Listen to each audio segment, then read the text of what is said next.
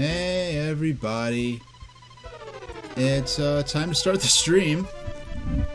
I am, it sounds like I got caught unawares, but I'm actually ready to get started. So let's jump right into it. Hello everybody, I'm Super Train Station H. I'm an autistic gamer and writer, and we're going to be playing a little Pokemon Pinball before playing, actual Pokemon itself. And in between the two, I'm going to maybe crack open a period magazine covering some of the age in which those games came out. I see you there, Kalakaboy, in chat. Thank you so much for the support with the 26-month streak. The paid subs. Where's my alert? Please don't tell me my alerts. My alert should be. You should be able to hear those. Why couldn't I hear anything? Okay. Well, anyway, yeah, never at all necessary, but always deeply and sincerely appreciated. So we're gonna play Pokemon Pinball for just a few minutes, and then get started with the rest of the stream. Okay, there we go. Yeah, so I was out of town earlier this week, and I had some adventures in which I was able to attain some unique water. It is, usually I just use pretty, just typical drinking water. I'm not a connoisseur with water. I don't get like bespoke, $100 water bottle, named water bottles or anything ridiculous like that. I don't know if that's still a thing. There was a trend for a while amongst people with more money than sense, where you've got a bunch of expensive bottles of water with that are individually named. But I did find this little church in the mountains that had this public well. It was like this spring, and they had a pump on the spring, and you could walk down into the well, and there was like a fountain that dispensed the water. And it was part of the church, but like anyone could just go there and get water for free. And it's really good water. Unfortunately, I did not have like a tank or like a 5-gallon jug or like a carboy or anything with me. So all I had with me was like when I'm driving, going on, long road trips. I have the same 32-ounce bottle of water that I have whenever I'm just, streaming on Twitch. Yeah. And so I have a 32-ounce bottle. I've been saving it. I was actually using a different bottle for my water just so I could save the water I had, because that's the only container I had handy. So I have this spring water from this church up in the mountains, a couple of days drive away from me, that I'm not likely to be going back to anytime soon. But if I ever end up over there again, it will be something I'd make a stop for. Yeah, and this is the last stream before Thanksgiving, American Thanksgiving, in case I for some reason needed to specify, because Canada had their Thanksgiving back in October.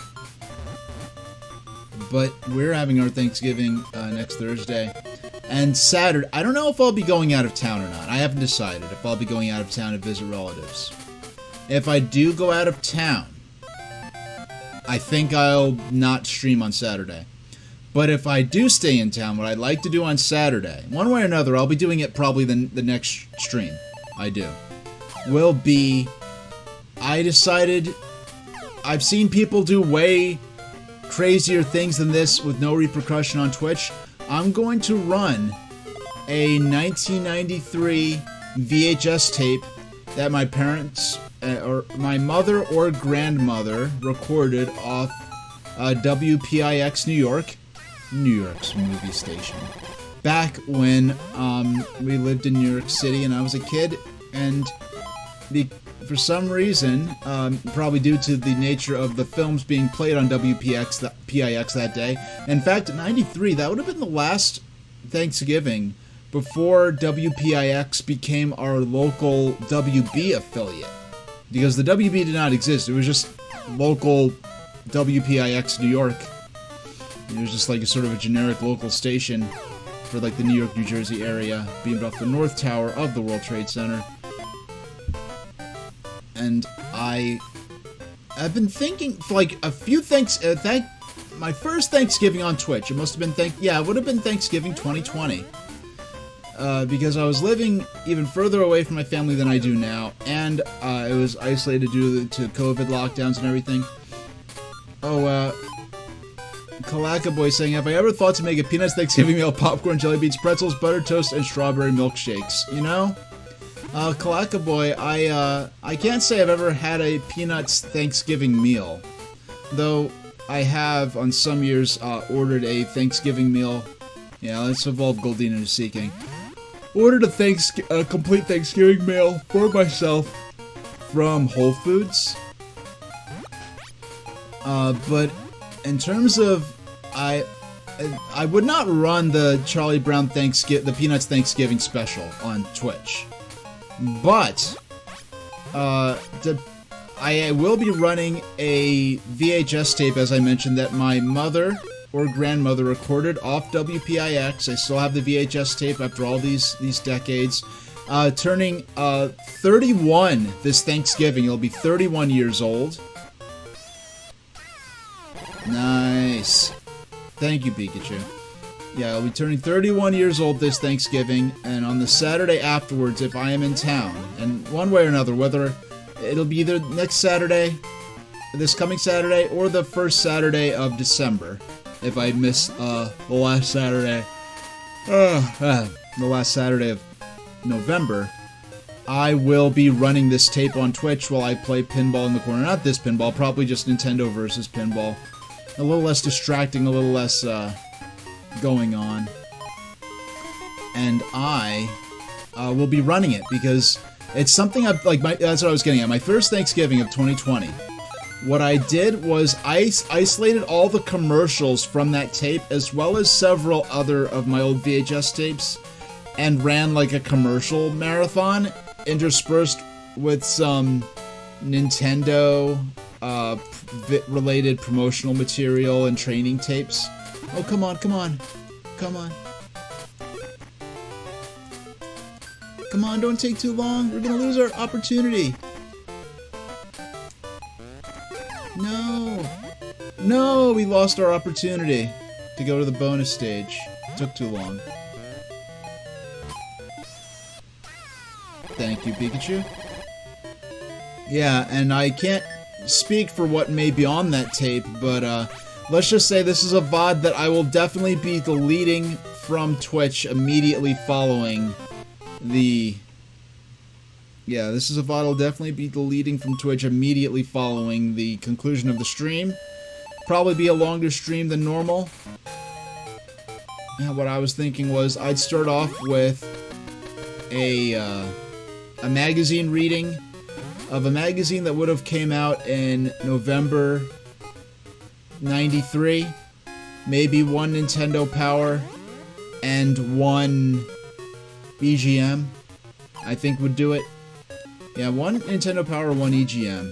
And honestly, I say that, but like even just one magazine could be could provide over an hour of discussion potentially.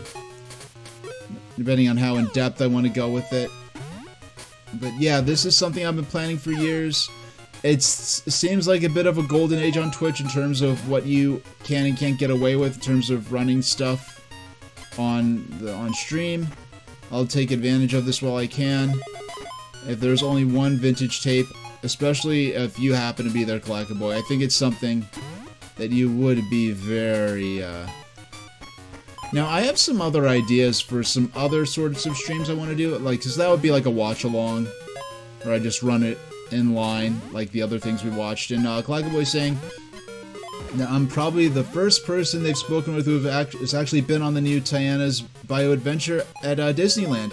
I hope you had the experience you're hoping for, because I heard that I heard they were having some breaking in troubles, some teething troubles with the iteration of that ride at Walt Disney World Resort, where some of the effects were inconsistently being deployed and they had breakdowns to some of the animatronics. I hope you had more. I hope at least on a technical level it worked for you.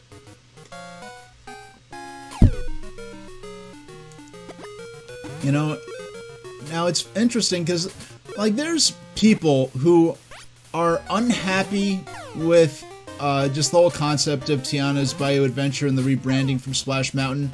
There are people who I believe are unhappy with that from a bad faith standpoint. There are other people who I've known of people who were big fans of The Princess and the Frog who really weren't fans. They were happy to get the ride, but they were kind of unhappy with the way, like, the storyline and the concept they came up with for the ride and its relation to the characters from the movie. And I think what I heard mainly is that they decided to make it take place after the movie, so you don't really get a lot of opportunities to feature the main villain from the original movie. Now, I have not seen... I've seen the queue, and the theming on the line actually looked pretty intricate. And I was looking at the representation of Tiana's office, and I was like, wow, like, what a fun job it would be to go around to antique shops and auctions to find, all the early 20th century, artifacts to realistically depict what her office would be like. Where would she keep her papers at? Those kind of things. And the cool thing and the sad thing about little efforts like that is, like, you might have to create Tiana's checkbook with all of her custom checks. You have to decide what bank does she use, and because she has a checkbook prop on her desk, and no one's ever going to see it up close. But if it was not there, the experience, the emotional fabric of the world they're trying to convincingly portray would not be complete. Now, Clackboy in chat is saying the ride worked fine, but they didn't notice one of the Tiana animatronics was not moving her mouth. What? I heard that... Clackboy, were you the one who told me that they were going to be doing a audio animatronic of Walt Disney himself? And it's kind of one of those things that, on one hand, I was surprised that that did not already exist in some form, but on the other hand, it's kind of like, yeah, why would that exist? I don't even know if Walt Disney... Did he erect any statues of himself within his parks during his own lifetime? I'd love to know that, because I know there's an urban legend, easily debunked urban legend, that Walt Disney cryogenically froze himself in anticipation of someday, like human, like, cloning or resurrection technology coming about, and, like, people who know him were like, he had an extreme, like, disgust with the concept of death, and especially his own death, to the point where he would not even deign to think of his own death to the point to plan something like that out. So, Clackaboy, did they mention which park it would be deployed at, or would they both be deployed at different parks simultaneously? Okay, and they didn't have Walt Disney statues until after he died. Yeah, because honestly, let's be real, right? Considering that Walt Disney was literally planning Epcot to be a technocratic, experimental future society with an actual autonomous government, that the idea of him on top of that building statues of himself within the parks is like, are you trying to, like, become, like, some kind of weird dictator? Like, what's going on here? And what's weird is that even though they didn't actually build the prototype city concept version of Epcot and just became more of a high-tech World's Fair kind of thing, I think it was called Reedy Creek Development District or something, that did maintain the district that they had created so that this district could govern itself quasi-autonomously from the counties and jurisdictions of the state of Florida, maintained a great deal of that autonomy, and it really wasn't challenged or threatened until fairly recently for very silly. And I think the fact that Disney had those powers, the Disney company had those powers in that area, was kind of creepy and dystopian, even without it being an actual proper city. But the fact that those powers would not be really challenged or dismantled in any way until within the last year or two over very petty, shallow political reasons is kind of concerning. Now, Clackaboy in chat is saying that they enjoyed the Tiana ride. They did the best they could with the space they had to work with as the ride is the same intensity. All the drops concerned, all the thrills of Splash Mountain are there, only the visual have been changed. But these new animatronics are far similar to the Brer Rabbit characters. Well, weren't those... they haven't... I mean, those characters... Those animatronics were 1970s tech, weren't they? They didn't ever fundamentally reinvent those animatronics, as far as I'm aware, right? I didn't do a... I mean, if the... Just in terms of what can be done with audio animatronics, you know, nowadays... Hey there, Azure asked. Yeah, so you're just in time for Pokemon. You're just in time for Pokemon, actually. Oh, you know what? I know what's going on. I turned off the volume for my PC. That's what's going on. That's why I couldn't hear my... Yeah, so actually, just in time for Pokemon, maybe it's more like... yeah, let's go with the game. Let's go with the next game. Yeah, so I went on a road trip recently at Azure Rust. And like a day or two from where I live, I encountered a little church up in the mountains that has a well, a public well. It's part of the church. The church maintains it, but anyone could go up and they walk down a stairway, and there's a little fountain that dispenses the well water, which is provided from a pump. And all I had was my water bottle that I used while I'm streaming, so I was able to excuse me, I forgot that, yeah, I need to actually change the cartridge, excuse me. Yeah, for those who don't know, I'm using my analog pocket, so when it's time to change the games, I actually got to get up and swap those carts out. Now let me catch up with chat. The Brer Rabbit animatronics, I say, are from the late 80s, but they did recycle a lot of animatronics from the old America Sings show.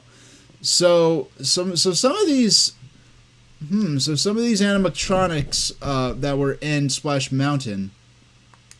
Well, Azure Rust, holy water, that could maybe be up to interpretation, but the church did not present it as holy water. It was just, you know, water, and, you know, and there was a little sign about, you know, the, you know, spiritual significance of water in scripture. But, no, it was... But, yeah, I had it dispensed into my water bottle that I'm drinking from. And boy, is it some good water. I really do wish I had... If I thought to bring some containers with me, I would. Well, I mean, I didn't know I'd be encountering this, but I did, yeah, holy by association. I think the fact that it's natural, like ground-filtered water straight from an original spring, an original living spring, and they had like signs about the water, like the water has, and you like they actually, you know, you could verify this, but the water has, it's like completely loaded with minerals. It is like super rich with minerals and no brain-eating amoebas. It is like, it doesn't even need to be filtered. It is a pure water source. You know, perhaps rightfully so, being in a place, you know, of worship. But it was just as the whatever force that created it provided it. So we, yeah, let's not heal. Let's not heal. So, we've got $2,097, And we have gotten our first 2 badges. We've got our Boulder badge and our Cascade badge. You know, only Gen 1 could I really name all the badges. Okay, Boulder badge, Cascade badge, Thunder badge, Rainbow badge, Soul badge, Marsh badge, Volcano badge, and Earth badge. Yeah, kind of like how Poland Springs started out, and now it's like legally arguable to what extent you could even say that water is still actual water from the original spring. But we've got Gary, our rival, is waiting at the foot of the northern bridge to challenge us. We need to level up our Pokemon a bit. Now wouldn't be... Actually, we're gonna go in. Now wouldn't be too bad a time. Did we use those rare candies yet? No, we don't want to go into someone's PC. We want to go into H's PC, my PC. And... Oh... Okay. Yeah, we do not. We do not have... Wait, we have a Pokemon that evolves with Moonstone. So we have a Nidoran male. Nidorino can evolve with the Moonstone, but also Jigglypuff can. And I don't want to evolve Jigglypuff too early. Spearo's my weakest. We already used our 2 rare candies. Spearow. Yeah, there's an area to the left. Yeah, to the west of town, there's an area where we can level up a Pokemon a little bit. Because I think he has level, like, Pokemon that are up to level 16. And our strongest right now are only at 15. So we're going to have to grind a bit.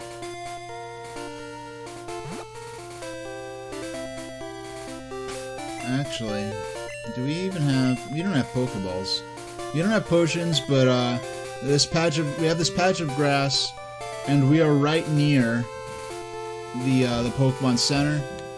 So we'll just walk back over as many times as we need to. Hey, Spearow. You know, I'm really torn as... I actually do want to share the entirety of my experience, because this would save time, maybe make the streams a little faster paced if I did do this grinding off stream, but this is the literal training of my Pokemon. So, I mean, this whole game is supposed to be a concept of simulating the imaginary idea of being a Pokemon trainer, so I might as well actually show the process and what the flow of the entire game is like. Because if I leveled off stream, I mean, they'd be more action, more plot development, more tackling of dungeons within the streams. But on the other hand, I feel like it wouldn't give the most accurate sense of what playing the game was like at the time.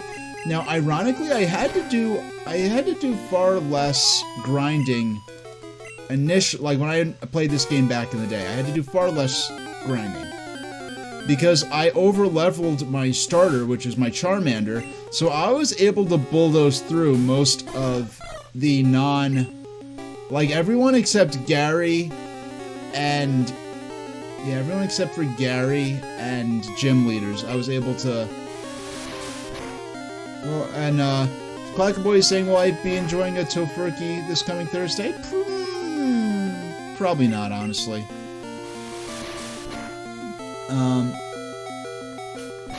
Alright, can we...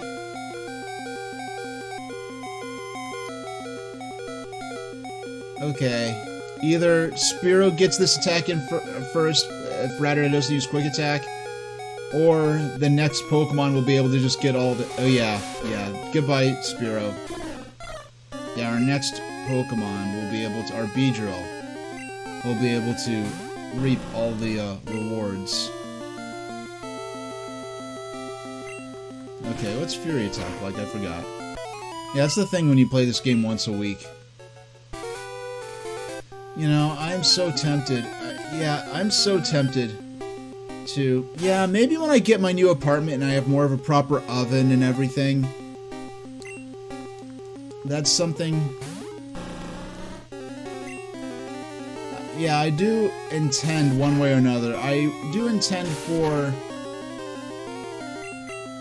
2025 to be the last full calendar year I spend where I'm at now. I'm gonna be moving again, probably to a different region.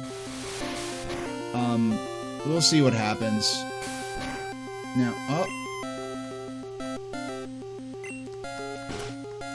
yeah, they're both equally matched, so nice. Yay, okay, so we're gonna head back into town and heal up our Pokemon. Yeah, no Tofurky for me.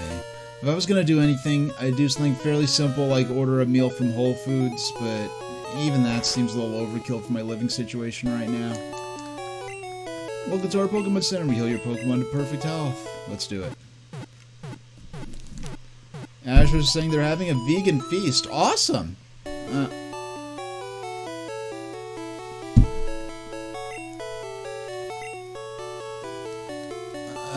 Clogboy saying perhaps a region closer to the west. Sorry, yeah, I'll stick with my my tornadoes and hurricanes. I don't have the guts for the earthquakes and droughts. Because I remember like back when I lived in New York and Hurricane Sandy hit, and I was fortunate not to lose any family members, but I was significantly affected by Hurricane Sandy. Fortunately, my collection, you know, all my games and stuff weren't damaged, but lost a lot of things, but not just things, not loved ones, which is what really matters. But I actually recorded a video of going through my driving through my hometown, seeing all the damage, you know, because there are like shipping containers from ships that were just like laying around in the street like toys, because we're right by the ocean. I guess they got washed off of boats or something. But anyway, some clown was in my comments like aha, you idiots deserve it for living by the ocean, what do you expect? And then I like check out his channel. He lives in freaking Kansas. Are you kidding me? Kansas, like the state is famous for like the whole meme of Kansas is that it's famous for tornadoes. So it's like and I know like the earthquake comment was you know, a little facetious, but I don't know, I had a friend from California, maybe she's overplaying it a bit, but she talked about having been through several earthquakes here and there, nothing, you know, disastrous, but, you know, it's just a thing that would happen. Most of the time she thought like, oh, like, what's going on? It's like a truck passing by, it's like, oh no, it's just a little seismic activity. Yeah, it's not like Japan where, you know, kids at school have fire drills in the way, you know, a lot of kids have like, you know, just tornado drills or fire drills. And there we go.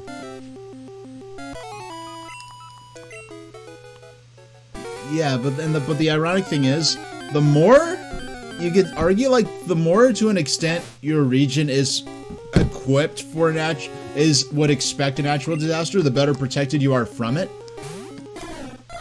Like in the Midwest, for instance, your home or your buildings are more likely to have tornado shelters, whereas, you know, in other places you're gonna have, or like in, you know, in Japan, your buildings are gonna be more earthquake resistant.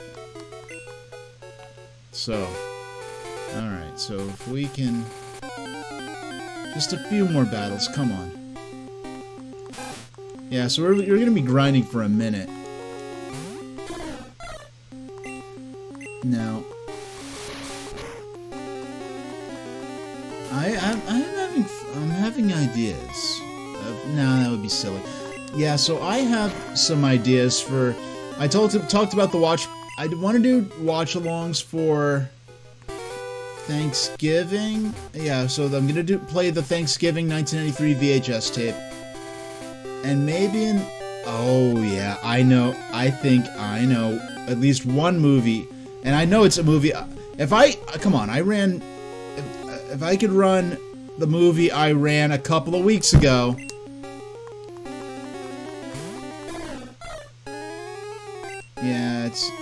It's in Ekans. Can you tell how they came up with that name? As we were saying, the worst earthquake was when they were in New York. You know, I might have been, if it was the 2011 earthquake, was it the 2011 earthquake, Azure Est? Because I was in New York for that. I was, I was in the New York City metropolitan area. I wasn't within the city itself at the time, or else I would have felt it more.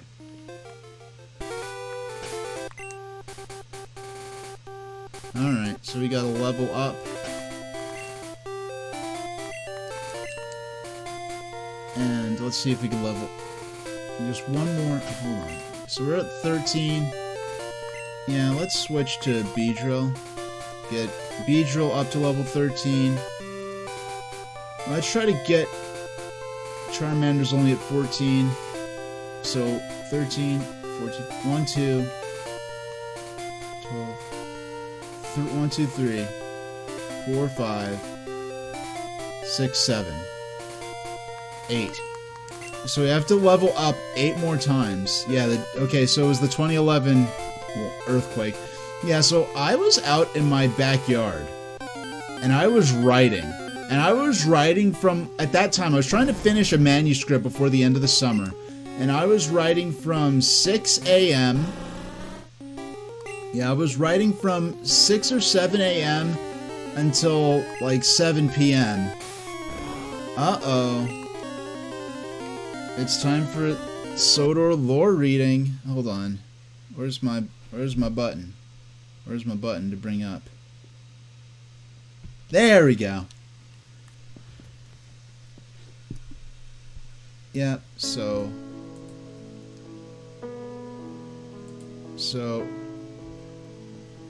we were reading about Farquhar. So we'll overlap a bit with our last reading. So for a few minutes, we're going to read a bit of lore from the world of Thomas the Tank Engine and Friends. This is all official, actual, real, like, lore that was written by the creators of Thomas the Tank Engine back in the 20th century. But it is impossible to be in Farquhar, and it's funny because I have both Toby and Mavis, their 90s Erdl models, on my desk right now. It is impossible to be in Farquhar or anywhere else in West Sodor without being reminded of Felgood's famous Farquhar ales. It was in the 1850s that Josiah Felgood set up his first brewery, much of which still remains. It is now in the hands of his great-grandson German. Visitors are welcomed, and though Felgoods have breweries elsewhere, any real ale expert can always tell a Farquhar brew from that of anywhere else. The Hackenbeck water, they say, makes all the difference. Try it for yourself at the brewery, or the Three Beetles at Hackenbeck, or better still, at the Toby in Farquhar. The Toby was originally the Toby Jug, but the landlord was so delighted when Toby came and put an officious police constable in his place that he had Toby's picture painted on his signboard instead of the jug. This young policeman perhaps hoped to gain promotion and a reputation for zeal by enforcing laws which were out of date, and which had been quietly forgotten. He drove Farquhar innkeepers nearly crazy with obscure points in the licensing laws, and scored a success against Thomas, when one Sunday he prowled outside the church, taking the numbers of the cars he saw there. He found too late that he had booked not only the vicar, but John Corey, the chairman of the local bench of magistrates, as well as his own sergeant. That was outside of enough. The criminals were fined 1.5 ducats each, and he was speedily transferred elsewhere amid general rejoicing. It was John Corey's father, Jabez, principal landowner in Farquhar, who, feeling the pinch after World War I, floated the Farquhar Quarry Company to mine the stone under his land on Anofa Fell. In furtherance of this, persuaded the Northwestern Railway to extend from Elsbridge to Farquhar. Since then, the village has increased in population from 320 in 1921 to 2,405 in 1981. The quarry company employs some 400 people either underground or at the cutting and curing sheds. Farquhar is the railhead for the district, and there has been talk of a further extension to Ulfstead, but there were difficulties, and following an agreement with Sodor Roadways, the idea was dropped. Yeah. I think that is going to be enough for now.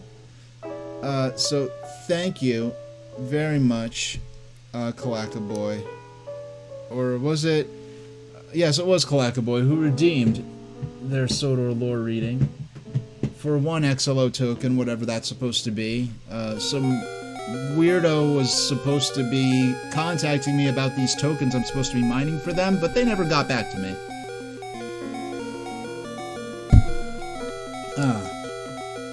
This is some good water. This is some good water. Okay. Alright, we're closing in on... And yes, the beeping is annoying. Let's finish this. And good, we got the XP. Nice. Okay. There we go. We escaped without another battle. We made it up to level 13. We're gonna get all our Mons up to level... All our Pokemon are gonna be up to level 15, and then we'll go see how we fare against Gary freaking Oak. There we go. Welcome to our Pokemon Center. We heal your Pokemon back to perfect health. Okay, we'll need your Pokemon.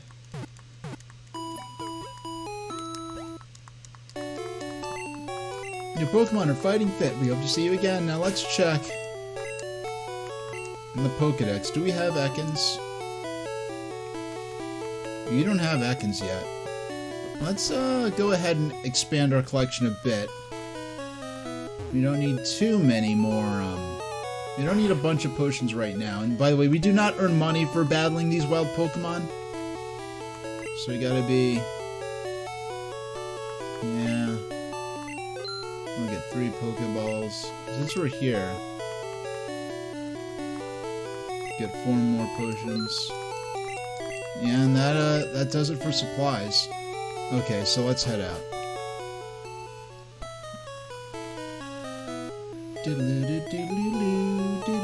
Okay. Yeah, just outside of town is where we're going to do the rest of our grinding. I really do feel that grinding up to level 15 now is going to save us a lot of time later. Hey, Wild Rattata appeared. It's going to save us a lot of time now in fights, and battles we would have had to waste. There we go. No, I want to swap there. There we go. We'll try to see if we could poison them with Poison Sting. Nah. Because Fury Attack deals more damage, but if I was able to deal some poison damage to them... Oh, they got a critical hit in on us. Oh, our attack missed.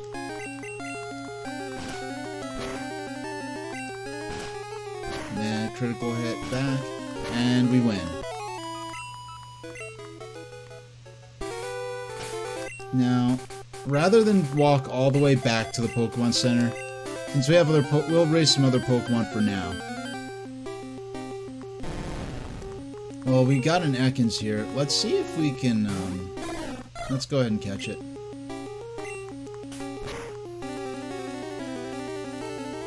Ooh, wow. Perfect. Perfect. This is... You want the target Pokemon's HP to be as low as possible? The only way I could possibly... Let's make this a textbook catch. And Clackaboy saying it's suddenly gloomy and sprinkling in Southern California. Yeah, it's already dark over here.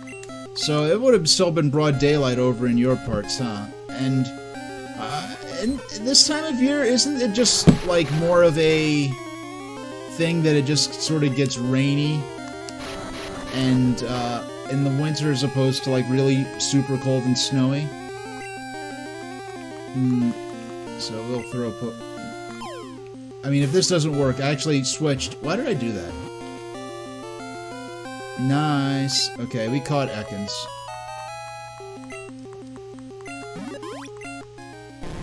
Ekans, the snake Pokemon, moves silently and stealthily, eats the eggs of birds such as Pidgey and Spearow whole. Doesn't even scramble them first. Want to give a nickname to Ekans? No. Ekans was transferred to someone's PC.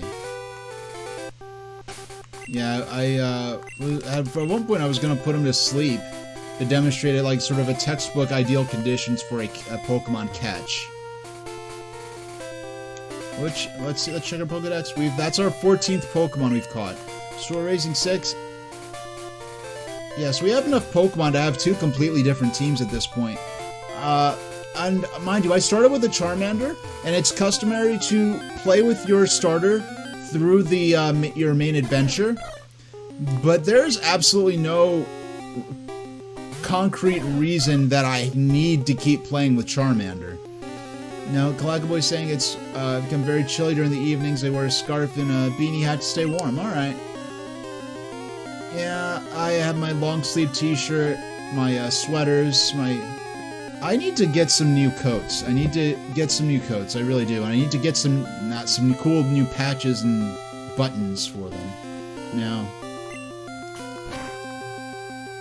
this Spearow, I'm 3 levels ahead of the Spearow I'm fighting.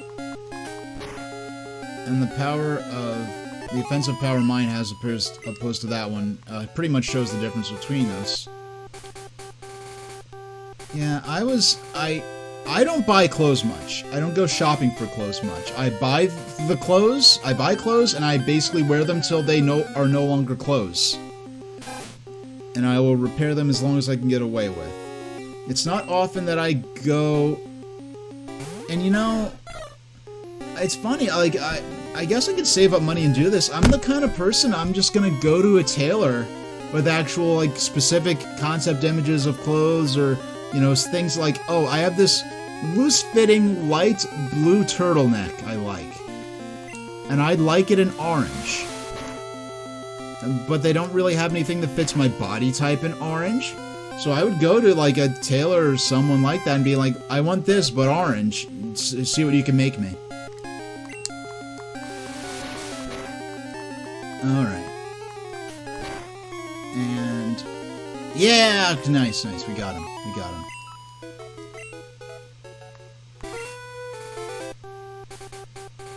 Yeah. So... yeah, we'll keep training... yeah, I'll keep going till I'll train them till they actually get knocked out at this point.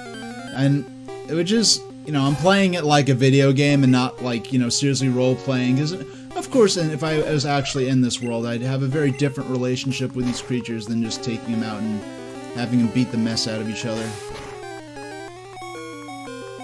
But, in terms of playing like a game, for practical purposes and saving time now, Calacaboy is sharing their supper selection when they are making a deli-selected honey uncured with Munster cheese sandwich to enjoy during the stream.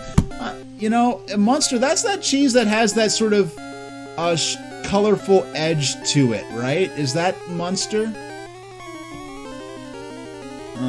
Yeah, I don't think I've had anything other than Yellow American and cheddar in a long time. Yeah, I'm dropping my socials into oh, you know what? Why did that did not work? Hold on. Alright. If anyone actually needs my social, you could, if you're on desktop, you could look down in my about section beneath the video. But you could find a link to my Tumblr there somewhere. And on my Tumblr, I found this blog that posts a lot of really like delicious like food, and it's like really colorful, like vibrant looking plant food, and it's like for the most, it's just really pretty, well presented, you know, plant-based food, and a lot of it looks like a lure for attracting butterflies or something like that, which I always find fun.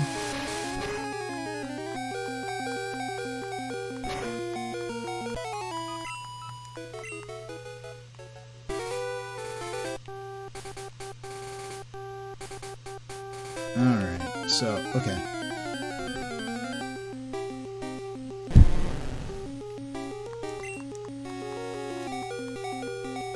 And Clacka Boy said they forgot to mention they had a Biscoff eggnog shake at Jack in the Box the other day. You know, there was... And Azurus is saying they're making a white cheddar horseradish cheese with deli turkey on 21 grain. I'm guessing that's some kind of typo.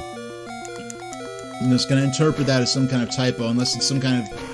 Oh, unless it's like 20... Is there a bread called 21 grain bread? Okay, hit the enemy 3 times. Uh-oh. They're using wrap. Will I actually... Will I have 1 HP left? Yes! I lived through it. Okay. Come on. Nice. With 1 HP left. Nice. Alright.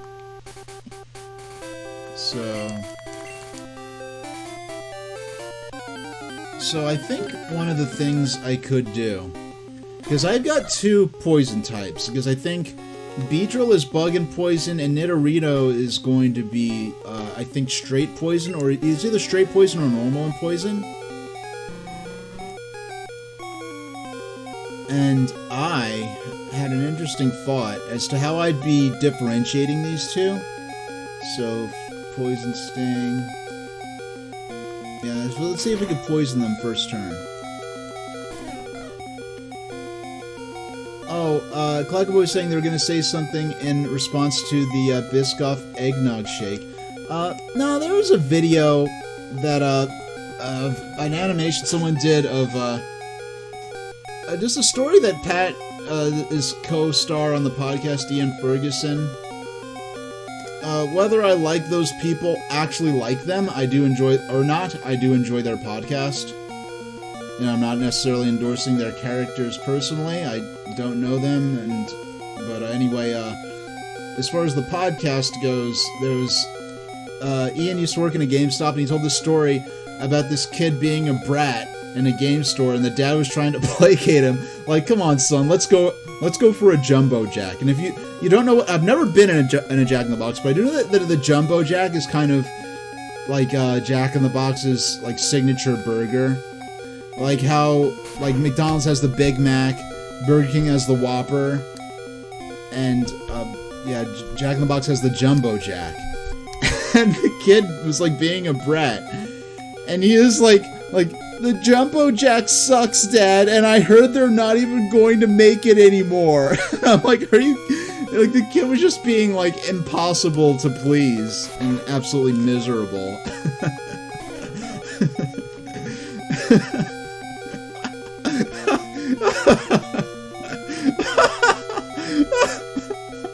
I don't know why that's so funny to me.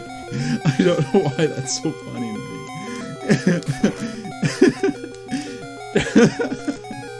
Just the thought that this kid was so determined to be miserable, he's gonna poo-poo.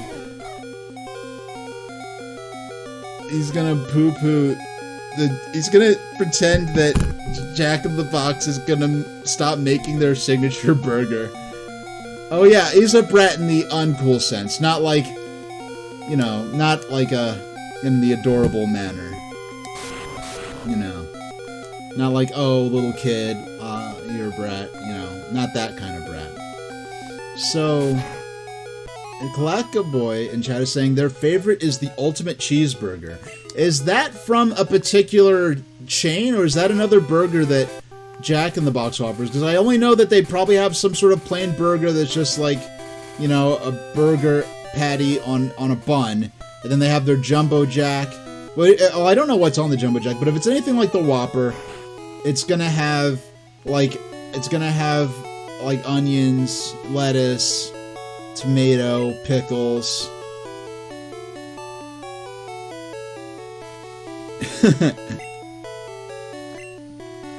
Alright.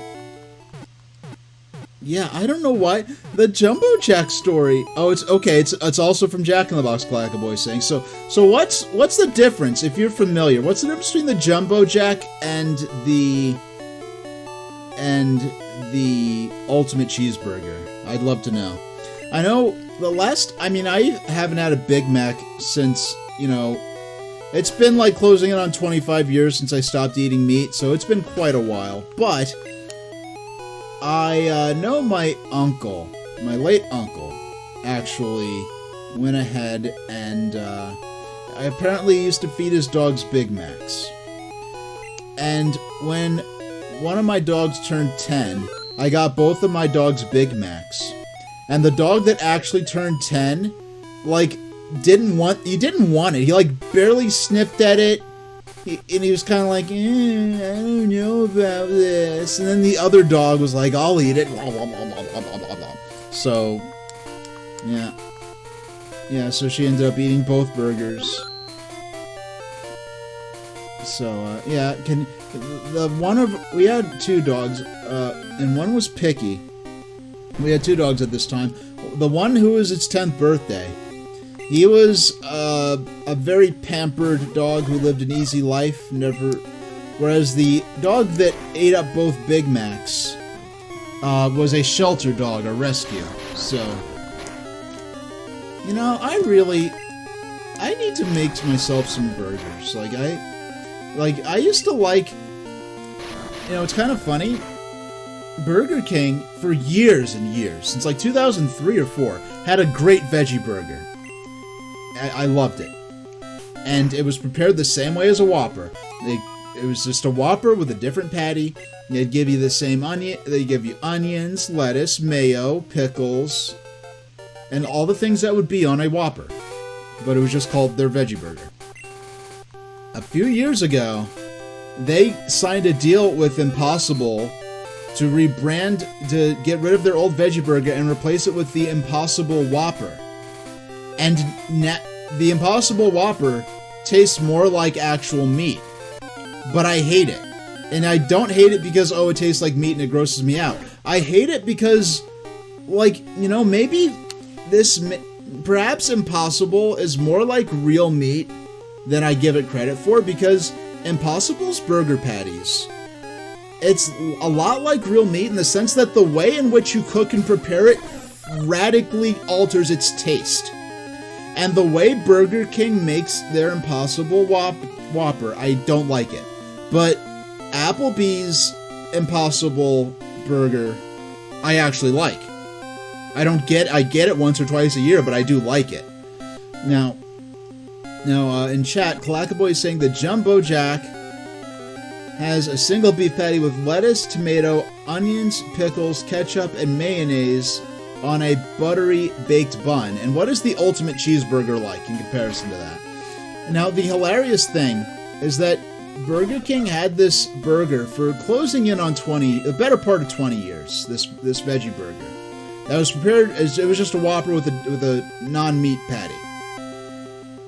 And they didn't really advertise or push the fact that they had it. If you knew they had it, you can get it. When Burger King announced the Impossible Whopper, a bunch of morons on social media, social media, there's your problem to start with, were like, I'm boycotting Burger King. They're catering to vegetarians now. And it's like, you dunce. There's been a vegetarian version of the Whopper at every Burger King, nationwide, for 15 years, and you didn't know about it. But now that you're aware that people who maybe aren't interested in having a beef burger have an option at the restaurant, now you feel like you've been personally abandoned or slighted or insulted. How fragile can you get? And of course, those are the same kinds of people who thump their chests about as a confident alpha male, I was extremely offended by the fact that this new video game has a female protagonist. Okay, wait, what now? Explain this to me again? It's probably those kind of people. So, alright. Spear's defense spell. Okay. And up. So if we can get... Man, this is... let's be real. It's a little tedious. It's a little tedious, right? But I know this is kind of like cliche, but I want this to be a realistic experience of what it was like to play the game. This is what it's like to play the game the way I'm playing it. Because the thing is, Gary's going to be basically a boss. The Gary fights are a boss on the level of a gym leader, pretty much. Now, Clackable in chat is saying the Ultimate Cheeseburger has two... okay. So this is... The Ultimate Cheeseburger is a little more like a Big Mac. So it has 2 beef patties with American and Swiss cheeses, ketchup, mustard, mayonnaise on a buttery baked bun. Okay. So... What was on... It's like... What was on the Big Mac? It's just got the lettuce... tomatoes, pickles. It's got lettuce, tomatoes, pickles, and like a horseradish sauce. And then it's got the 2 burger patties with the sort of middle, like the sort of mid bun in between the 2 of them. Yeah, that's what the Big Mac is. And it's kind of funny. It's like when you compare, compared to, I mean, with the Big Mac, it's like, okay, it's like eating 2 burgers at once, kind of. But compared to, like, with the Whopper, it's like, how dinky must the regular cheeseburger be? Because it's like, when I think of, oh, I'm gonna go out and get a burger, I think of something with, the patty, but also the lettuce, the tomato, the pickle, and honestly, I like the best. I don't like just cut, not onion rings, but just like rings of sliced onion. I don't find that to be an appealing thing to put on a burger. What I like, finally leveled up our Spiro, but what I like on a burger is like diced, like sauteed onions that are just like sizzled just a little tiny bit to like caramelize them a little bit. Which is like how the only fast food place I know that does their burgers like that are, I forgot their name. The place that with the sliders that the stoners like. White Castle. Yeah, White Castle. Yeah, White Castle does their onions like that. Then it's funny because they had, last time I went, like about a year ago, they had 2 kinds of veggie burger, and I didn't like either of them. I was not impressed with either of them. Now, Azurest knows, like, the incantation. 2 all-beef patties, special sauce, lettuce, cheese, pickles, onions on a sesame seed bun. Oh yeah, that's right, they call it special sauce. Isn't it like a horseradish type of sauce, if I remember correctly? It's like the onion ring sauce they give you at Burger King. And honestly, like, Burger King, I don't even, when I go to Burger King, I don't even get their Impossible Whopper anymore. Because it sucks now, in my opinion. Like, no, if you are dieting or something and you want something that tastes as much like meat as possible, the Impossible Whopper is fine, and that's... But, for me, the Impossible Whopper, at least the way that Burger King makes it, it is a... The way Burger King makes their Impossible Whopper makes the patty taste like a fake version of meat. And I know it is a fake version of meat. But the old patty, when it was just the non-branded veggie burger, I liked the taste of that, but it wasn't trying to be meat at all. So it just was its own unique kind of sandwich, instead of trying to be a fake version of something else. Azure is saying it's 1,000 Island Key Islandish. I know, I wanted to think, like, whatever the color is, it looks a lot like the sort of special sauce you see other burgers. Oh, you know what? I just remembered something. I haven't been to Smash Burger in years. Yeah, the best vegetarian. They had the Smash Burger. I don't know if they still have it. I'm sure they still do. They had a delicious black bean burger. It was an awesome burger. And the last time I haven't had that burger since 2017 in New York City, because they had Smash Burgers all over Manhattan, and it was at the Smash Burger right beneath, like right across the street from like the main entrance to the Empire State Building. Yeah, and the way the kitchen was laid out was weird. I accidentally wandered into the kitchen because it was like so open that it looked like just part of the floor, and it just sounds silly, like, oh, I just wandered into the kitchen, like I was just being just totally like unaware. But the way it was laid out, it was like genuinely confusing. Alright. Just a few more. Once they're all up to 15. And I was just saying, that's usually ketchup and mayonnaise with relish. Yeah, you know, I wonder, because I'm not, like most patties that try to replicate the taste of meat, I don't like a whole lot. They don't offend me, I'm not grossed out, but I'm just like, this just tastes like a fake version of something real.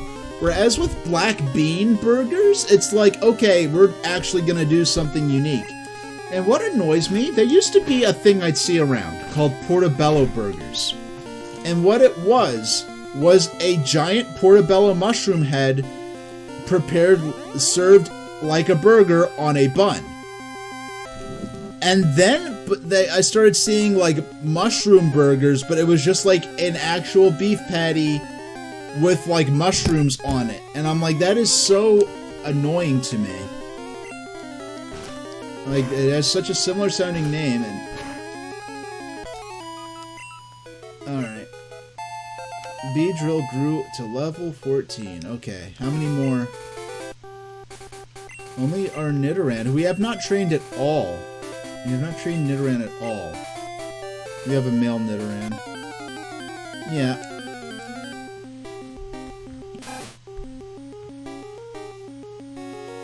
Yeah, I have good memories eating, like,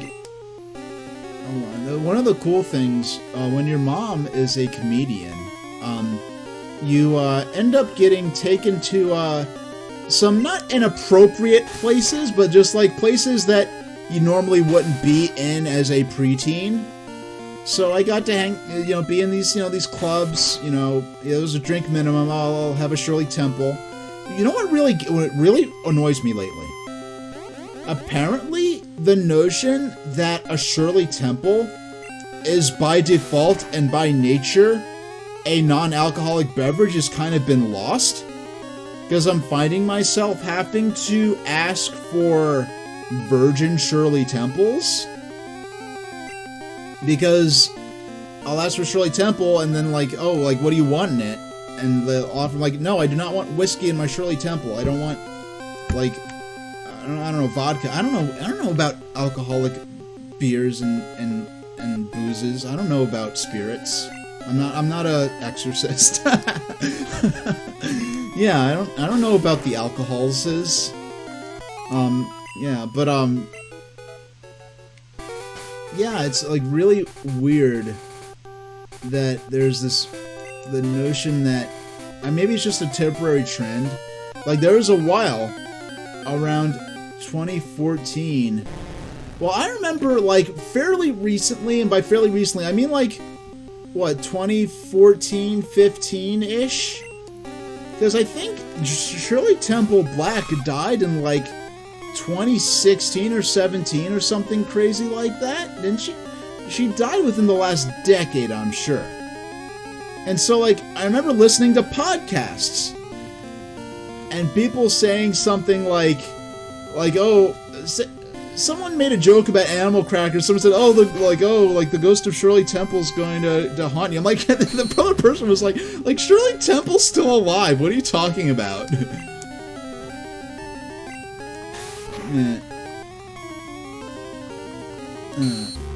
Oh yeah, but what I was getting at, yeah, I'll have to look into the supermarket, see what has good black bean burgers. I haven't been to you know, the last region I lived in, they did have a smash burger. And I never actually went to it. Actually, I'm going to look up right now. Yeah, but it was early this century, but it was very recently. It was like well into the 21st century. It was recent enough that when she died, it was trending on Twitter, is how I found out. Okay. Smash burger. Ooh, there's smash burgers in my region. There's smash burgers in my region. I will check out their menu. Hey! Level 14 and learn Poison Sting. Great. No, Claga Boy. Oh, excuse me, I missed you in chat there. I saw the communion wine. Yeah, the few times I've taken communion, it was with grape juice. But Claga Boy saying they don't enjoy alcohol either. If they're in a Mexican restaurant, they enjoy a virgin margarita. Yeah, you know, I never think to ask for a virgin margarita because I like fruity, sweet drinks. So I'll usually just go straight for the Shirley Temple. But a new restaurant, a new Mexican restaurant opened up in the on the ground level of my apartment building. Because like, you know, the bottom level of an apartment building, it'll often, like, aside from the parking, they'll often have like you know, some storefronts with like restaurants and stuff. There's a Pizza Hut that's been there forever, so now I'm sick of Pizza Hut. But aside from that, there's a Mexican restaurant opened up, like an authentic Mexican restaurant opened up, but they like put everything together, and it's not a chain either. It's a unique restaurant. It's a little family restaurant, and they put everything up. And then it just sat there for almost 2 years. Only within the last only within the last 6 months did they actually open. Probably more like within the last 3 months. And like, I remember like a couple of election cycles ago, there was a referendum, like a public referendum to vote as to whether or not this restaurant would be granted its liquor license. Because I guess, like, there's only a set number of liquor licenses in my district, and normally you either have to wait for an establishment to close or to give up their license, or you have to petition, like, the town clerk to create an additional slot for them, like, specifically. But when that happens, it's put up to public referendum. So we're dealing with things like, oh, what's the budget going to be for the school district? Will we, levy a tax to renovate a park? And, oh, will this so-and-so place get its liquor license? Alright. You just leveled up anyway, so... Let's send out Beedrill. Finish this off. And you see that I mashed through it. You saw that context-sensitive message. It says the enemy's weak, get them. So if they're below a certain HP level, it'll actually say, hey, they're weak, you can finish them off. You know, so they do play into the, and there's context-sensitive elements to this. So in addition to some of the watch party videos I plan on, the watch-alongs, I plan on doing, the later, maybe probably as early as a week from now, as well as, sometime in December, I am very interested in, I told you I've been working on these scripts for these autism videos for most of the year. I finally finished them. I've gotten to the point of, like, fine-tuning them, not on my portable word processors, but on my actual computer. And on my computer, I have, I guess you could say, well, I've been sprucing it up, ready to actually turn on the camera and start filming these segments. And I want to have them all filmed, edited, ready to go at once. And once I do that, I'm probably going to be posting them one per day. These are probably going to be 30 minutes to an hour long each. Yeah, we'll keep going. Just a little longer. And then, but I finally finished sprucing, I consider like the first episode of my series, which is going to be, I don't know if I've dropped this yet. The series is going to be called Barrier Aggression. And for those who aren't familiar, Barrier Aggression is going to be a series where I will be analyzing several podcasts, one in particular, but several podcast episodes published by the National Council on Severe Autism. And the sort of ironic thing about this is the stronger my Pokemon get, the less experience they will earn from defeating these wild Pokemon.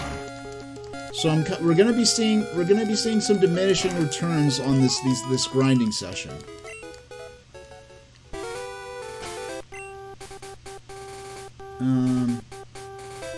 Yeah, actually, okay, everything's going good. I'm just gonna keep going.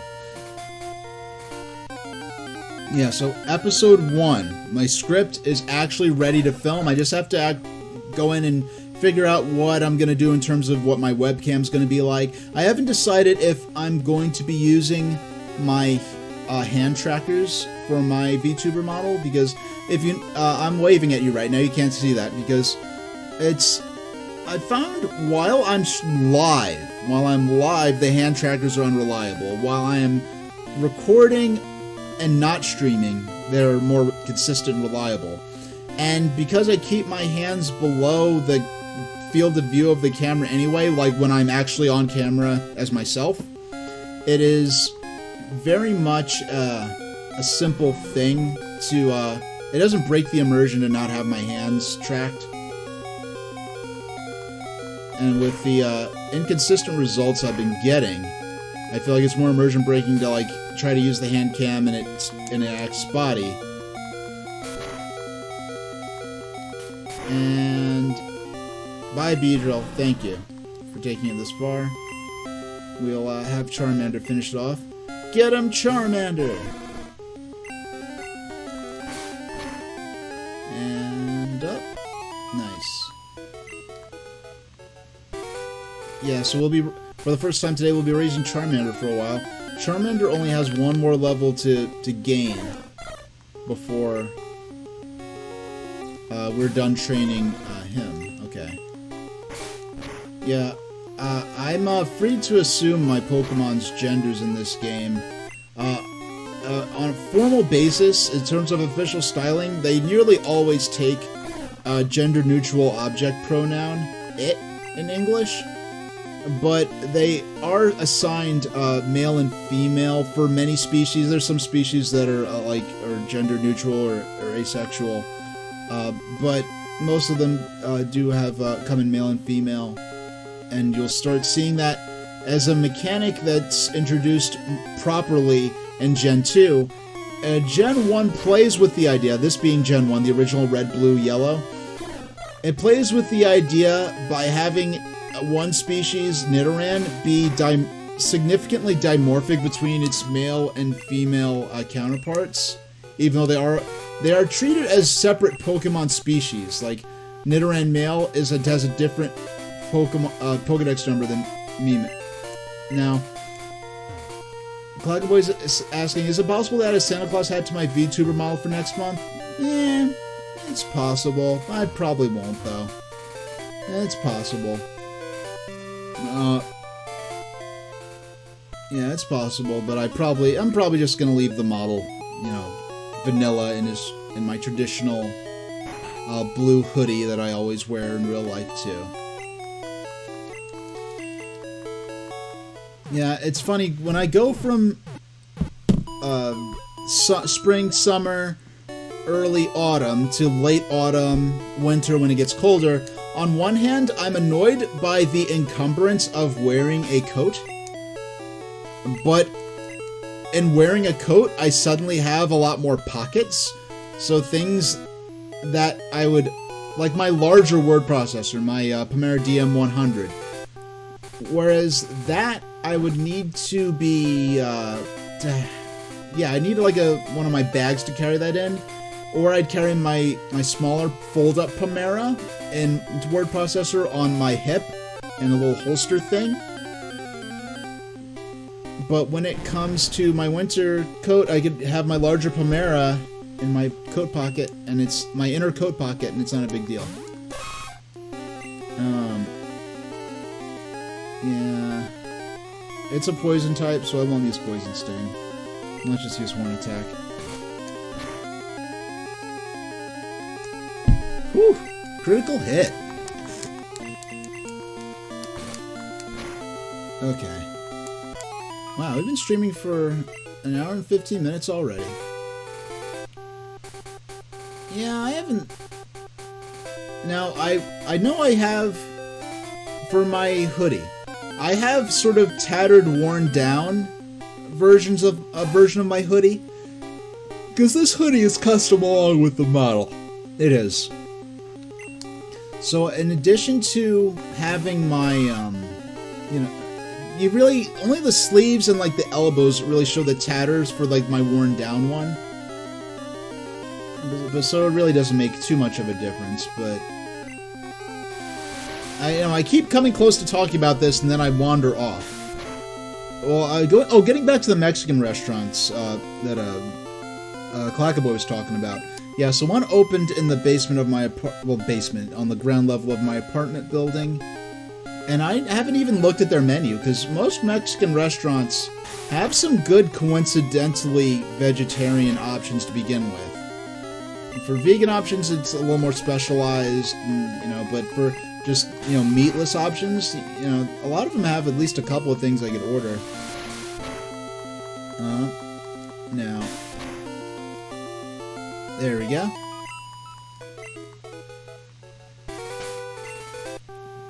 14.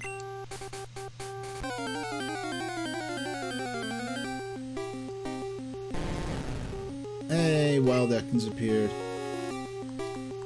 Yeah, this one's only at level 6. We're not going to get a whole lot of, not going to get a lot of experience, but we can take care of the fight quickly. Okay. Or they could use Wrap and possibly actually succeed in knocking out my Nidoran. Because, okay, this will get him first.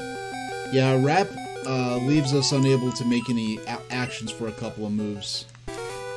For a couple of turns.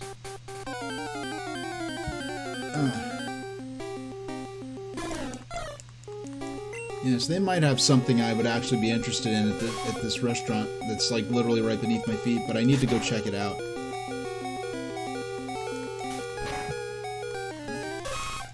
Yeah, I've already got leftovers, and I'm trying to be a little frugal right now, save up for some major purchases and investments, equipment, let's say, I want to get.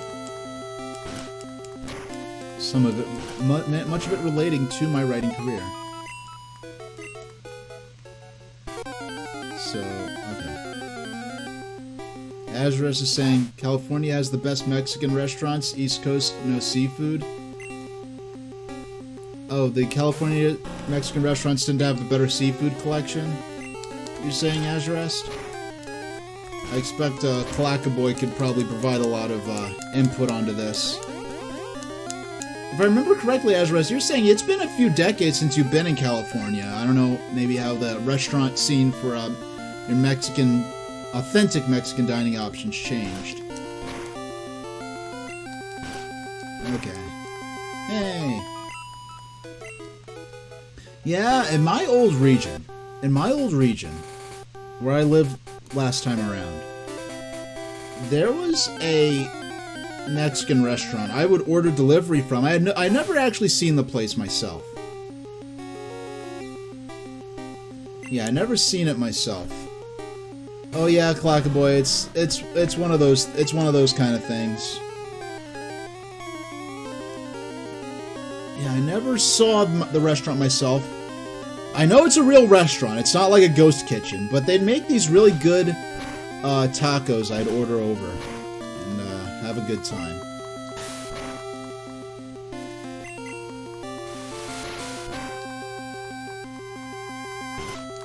And there we go. Please, it is so.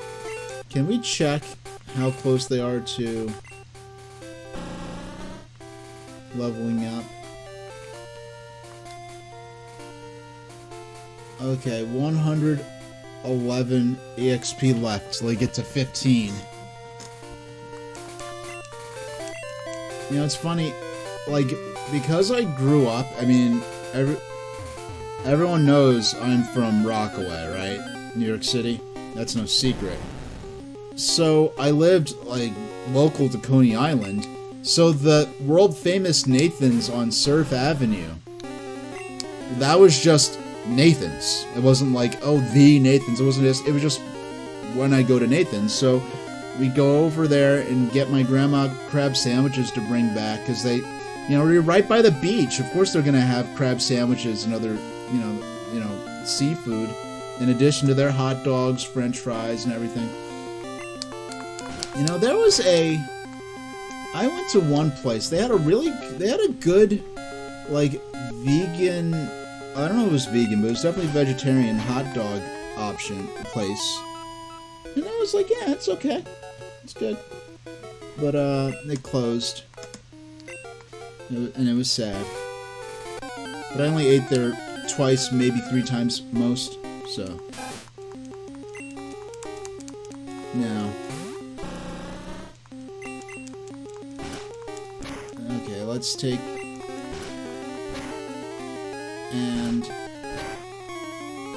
And she's down. 65? Okay, I was about to say, like, 65, that should do it, and it did. Okay. So we've got Beedrill is now ready. Okay, so we only have 3 more levels to gain. We just got to get our Charmander, our Spearow, and our Nidoran up those last couple of levels. Yeah, Clack, good boy. I guess the only seafood I really eat is seaweed. Which I most recently ate seaweed because it was wrapping the onigiri I ordered actually a week ago. A week ago, I went and ordered some onigiri delivered. I found a Japanese place that actually delivers onigiri. But the sad thing is, the frustrating thing is, I like the sushi from one Japanese place I order from, but I like that they don't have onigiri. And I get my onigiri from a different place. And it's like, I don't feel like ordering from 2 different places. But Clackaboy in chat is saying they'd be thrilled if they lived in a mixed-use building. There's a bubble tea shop within walking distance.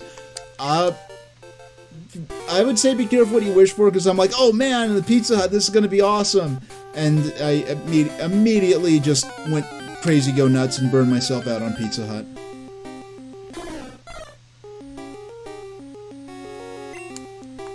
No. So, I forgot to check. I mean, it really doesn't matter. We're gonna keep... So we have a sense of how much further we have to struggle. We won't be using the move struggle, but... so, check on Spearow. Stats. 303 points. That's probably 4 or 5 battles. Let's see. Right, that's probably 4 or 5 battles, I'd say. Alright. Wild Ekans appeared.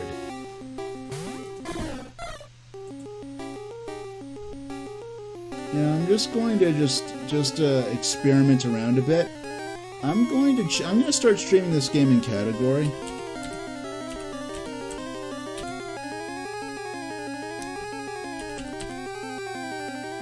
Pokémon Red Blue.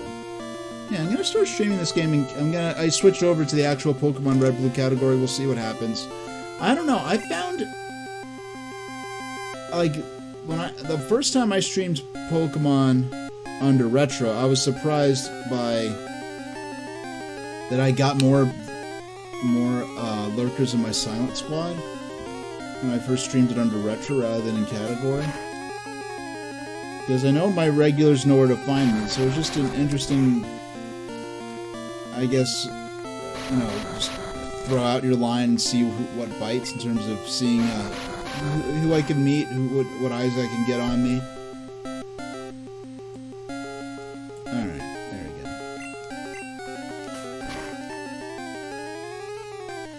So 1. So let's say 3 or 4 more battles should do it.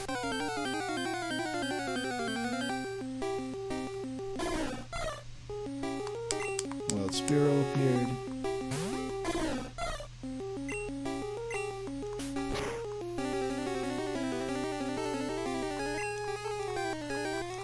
And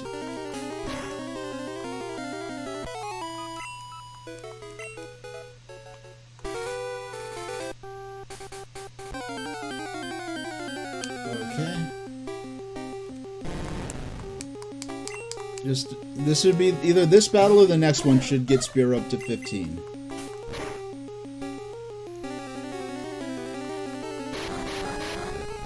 Okay, this is gonna prolong this battle a bit.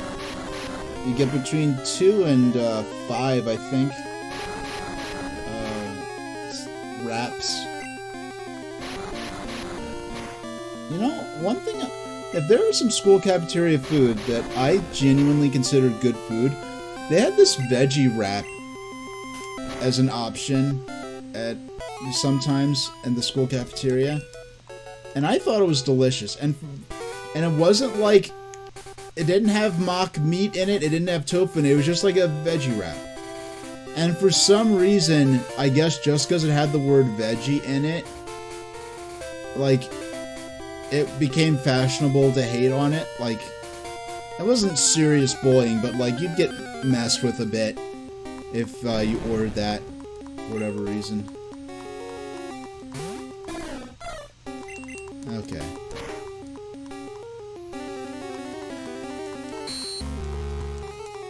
Spearow's defense fell.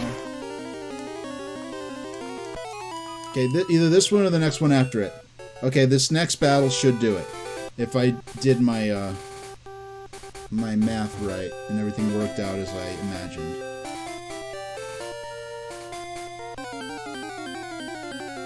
Okay.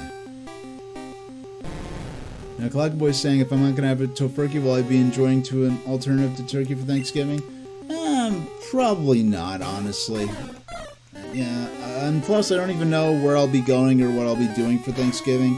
If I'm in town, I'll definitely be on, not on Thanksgiving itself, but on the Saturday afterwards. I will be doing the 1993 VHS viewing. And if it's not this coming Saturday, it'll be the first Saturday of December. Hey, I got my math right. And they learned Fury Attack. So the only... so we'll move Charmander to second. We'll train him till he hits 15. Let's see what's going on with Charmander. Okay. At level 15, he might actually evolve. I don't remember. We'll see. Oh, wow. Okay, so only one battle. Only one fight. Yeah, if I'm doing my math right, this one battle should get him up to level 15.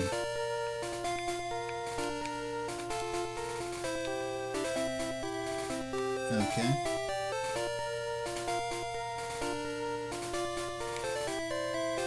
And he's, the one time you want them to attack me, don't.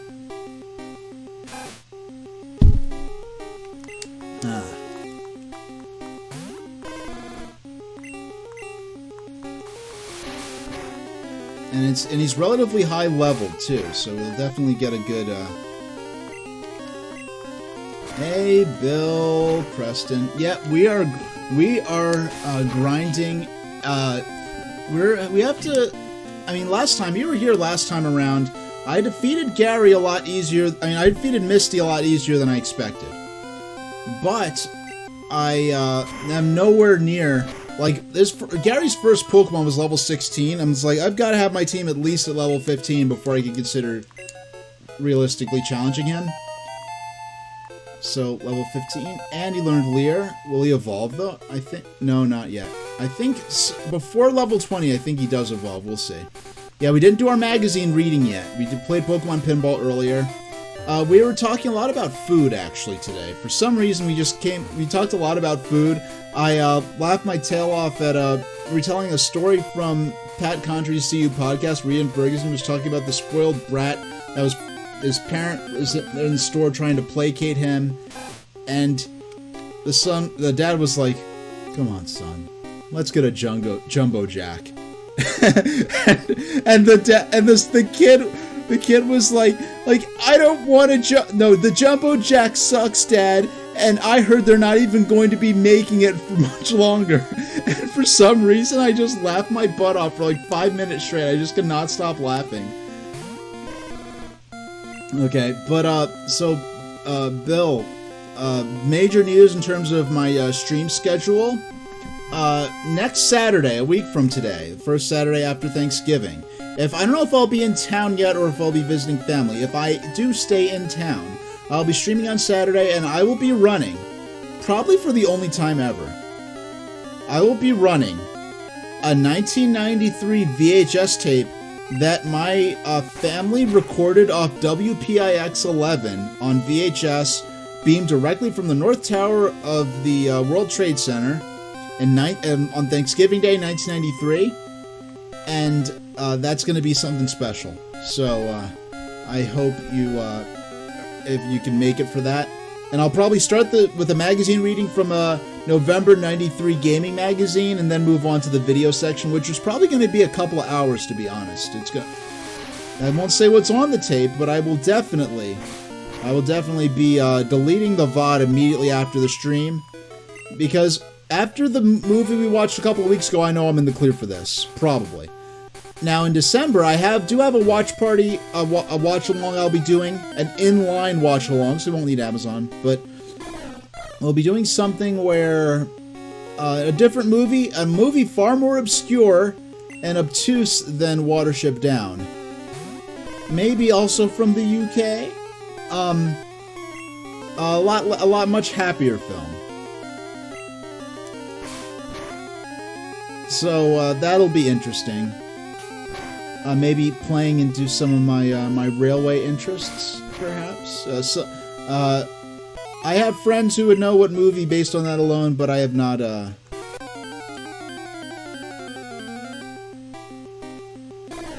Wait, did I actually? Yeah, I just kept senselessly. Oh yeah, I have to actually go and. Actually, I'm gonna go ahead and run. The only Pokemon I have left to level up before I try to take on Gary is Fainted right now, and I don't have revives. You can't even buy revives at this point in the game. Yeah, all we've been doing is training up to have a realistic chance of possibly beating Gary. Now, in doing this training, I may be leveled up for the rest of the trainers on Nugget Bridge. We'll see. Once I get this last Pokemon up to level 15. I'm going to... Yeah, once I get this last Pokemon up to level 15, we're probably going to, and especially after the Gary battle, we're probably going to be a tad over-leveled for some of the regular trainers, which will make that part of the game go faster.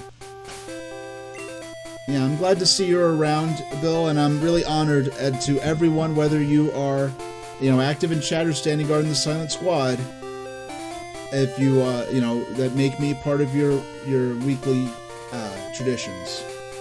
So, okay. 1, 2, probably 4 or 5 more battles to get them to level 15.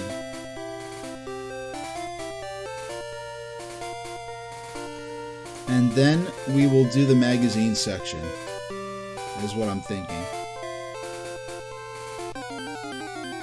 Hey, Bill, thank you tremendously for... where's the alert? Where's the alert? That's...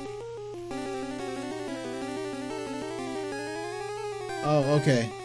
Okay, sorry, okay. I don't have... There's no alert for stream streaks.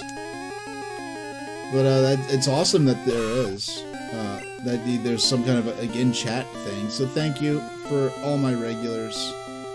and all my first timers that are in here too.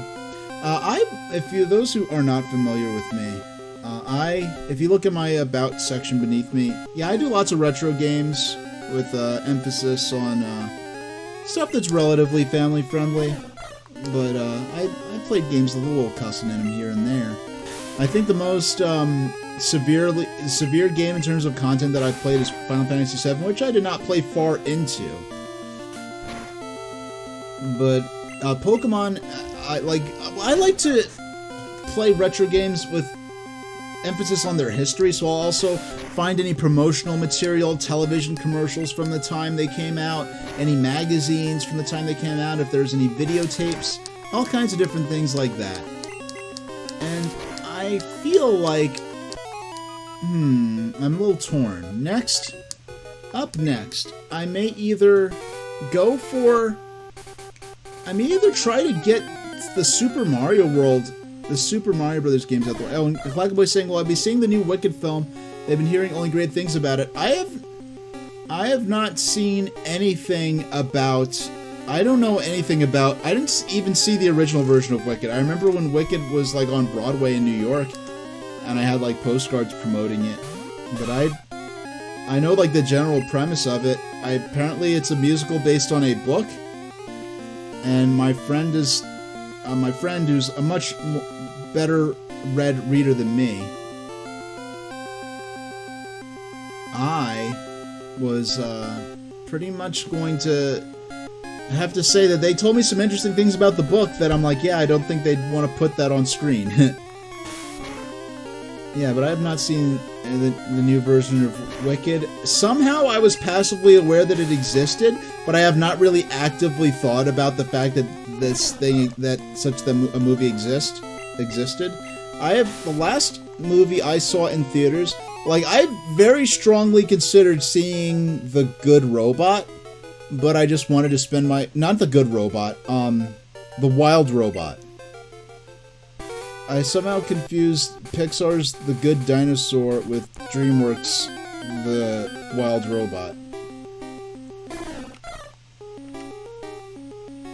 And Bill Press is saying they had a coworker asked about that the other day, and Azure was saying they're just learning a bit of the lore. Okay. Yeah, I just know the general principle of it. You know, and speaking of which, that reminds me, I have... so the language, go fully, out of character for a moment. Oh, Azurest is saying the Wild's Robot already left theaters. Oh, well, that's a shame, because, good thing I wasn't that dedicated to go see it. Azurest, you're making it sound like that was a movie you were actually thinking of going to see. Or were you planning to take someone there, perhaps? Someone or someones who might be into something like that.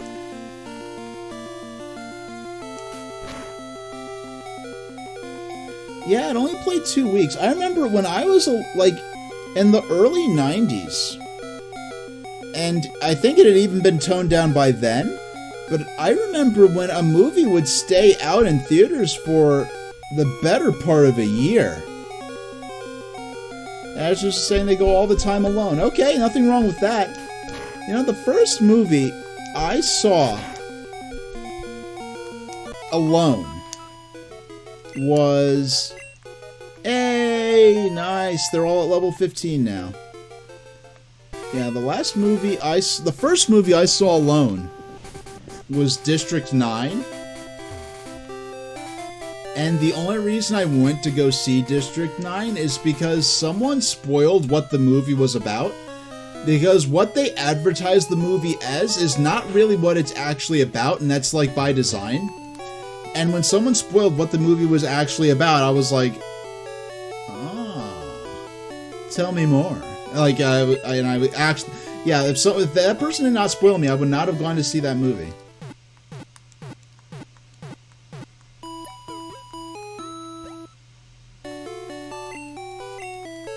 Alright. So let's save.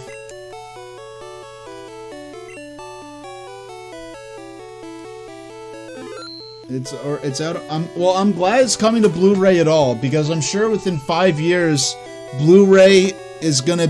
It'll be around, but it'll be really for hardcore enthusiasts only, and collectors, I predict, and which is a shame, because I'm not paying for movies like my water bill or my electricity bill. That's ridiculous to me. I pay for Amazon. I pay for Amazon because it gives me benefits for Twitch, and I pay for YouTube. Yes, I do pay for YouTube, like the deluxe YouTube, because I actually watch it all the time. Because I'm far more interested in watching everyday like stuff, like by normal people, than commercial things. So it actually. Now, like, if I was paying for Netflix, I would not be watching YouTube. If I was paying for, like, Disney Plus or Hulu and Peacock and Penguin, whatever other streaming doodads they've got out there. Wasn't there Paramount Plus? I don't care. I don't freaking care. But let's, pop open a magazine. Here we go. So this is Nintendo Power issue 111. This went out in December of '98. 1-800-255-3700. Still to this day, Nintendo's main tech support number. Back then, also used for doing your magazine subscriptions and the like. We've got a 2-page spread for Star Wars Rogue Squadron. So this would have come out like a month or two after Pokemon released. We have a Quest for Camelot for Game Boy Color. We got coverage for that. Game Boy Color starting lineup. This is a magazine that I might have actually Now here's something interesting. One Fish, Two Fish. I'm an avid fisherman, and I would like to know if there's some N64 fishing titles that'll be coming out in addition to Legend of the River King 64. There was a Nintendo 64 Legend of... Hold on. Hold on.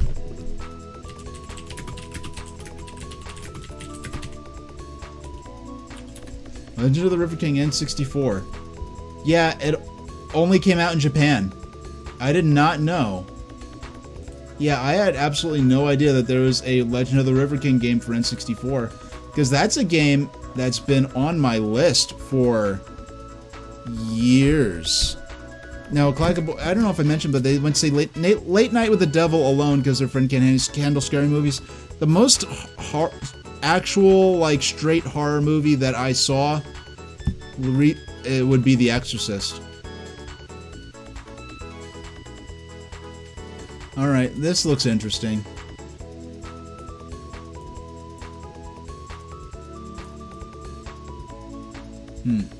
Call me Ganondorf. I can't stand all the hype around Legend of Zelda Ocarina of Time. The 3D Oh, excuse me, where's... Ugh. Can't you see I'm trying to be pedantic? Okay. I can't stand all the hype around Legend of Zelda Ocarina of Time. Besides the 3D environments and characters, what this game could possibly offer that is worth this much excitement. I may be alone in my Zelda-hating world, but at least I still have games like Ocarina of Time. That's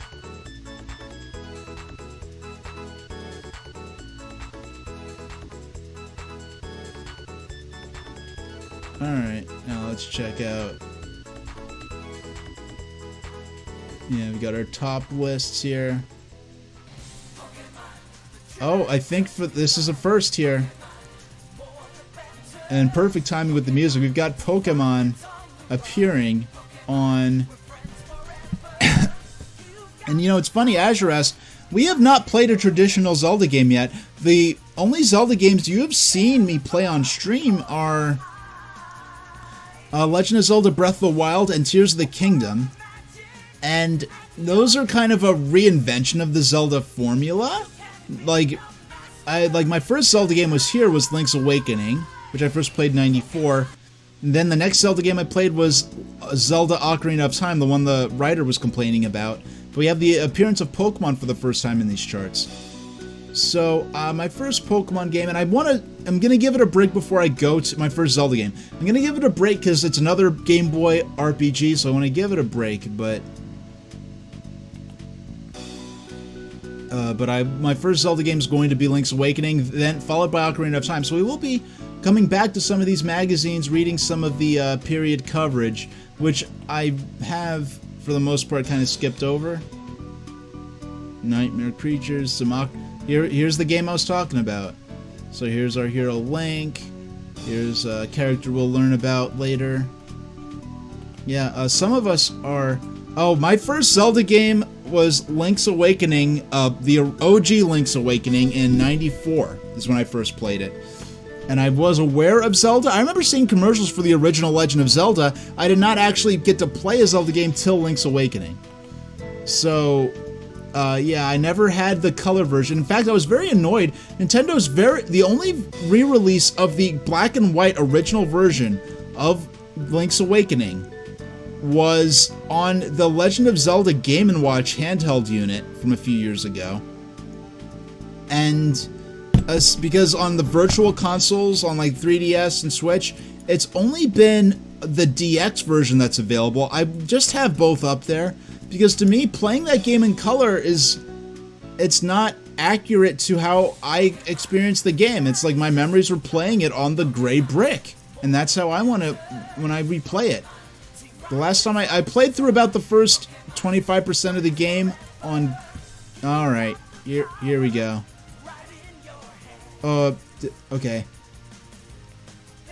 They really thought they were gonna put Cartman's big fat ass in the magazine. Yeah, now there's... I think occasionally they could drop a hell in here. I know there were two official Ocarina of Time Nintendo approved player's guides. There was one by Nintendo Power. That's not the one I had. There was another official player's guide by... I don't know who, like Prima? I don't know, but it was official. They had all of the official artwork in there. Because a lot of the unofficial guides would have this sort of fake art that wasn't really of the characters, but sort of gave the idea of the characters. But, but you are allowed to make a book explaining how to use a piece of software, so they could still use screenshots, but they couldn't use original artwork. Now look at that. What a moment in history. Funtronic Sears. First off, Sears. Second, we have N64, Game Boy Color, then 2 regular Game Boy games, and Super Nintendo games still being offered for sale. Donkey Kong Country 3 and Mario All-Stars. Donkey Kong Country 3 being a fairly recent release. Kirby's Dream Land 3 came out in '97 in America. It did not come out until '98 in Japan. And which is crazy, Kirby's Dream Land 3, which I only played once, I did not like it that much, sadly, though the music was great, the graphics were great, I just didn't like the way the gameplay flowed. But to think that Kirby's, a Super Famicom game, a Super Nintendo game, in the form of Kirby's Dream Land 3, came out in Japan the same year that Sega's Dreamcast came out. That's crazy to think about to me. Yeah, a game like this nowadays, all these different casino... Golden Nugget 64. Blackjack, craps, poker... Now the ironic thing is they have actual poker, but they also have a simulation of video poker. Huh. There's some different casino arcade games that don't involve actual gambling that I'd be interested in playing on stream sooner or later. Yeah, this game, I didn't even rent this. The reputation was so bad I didn't even suffer renting this. Quest for Camelot coverage for Game Boy Color here. We're nearly through with the magazine already. And we'll get back into some more Pokemon. So Legend of Zelda Link's Awakening.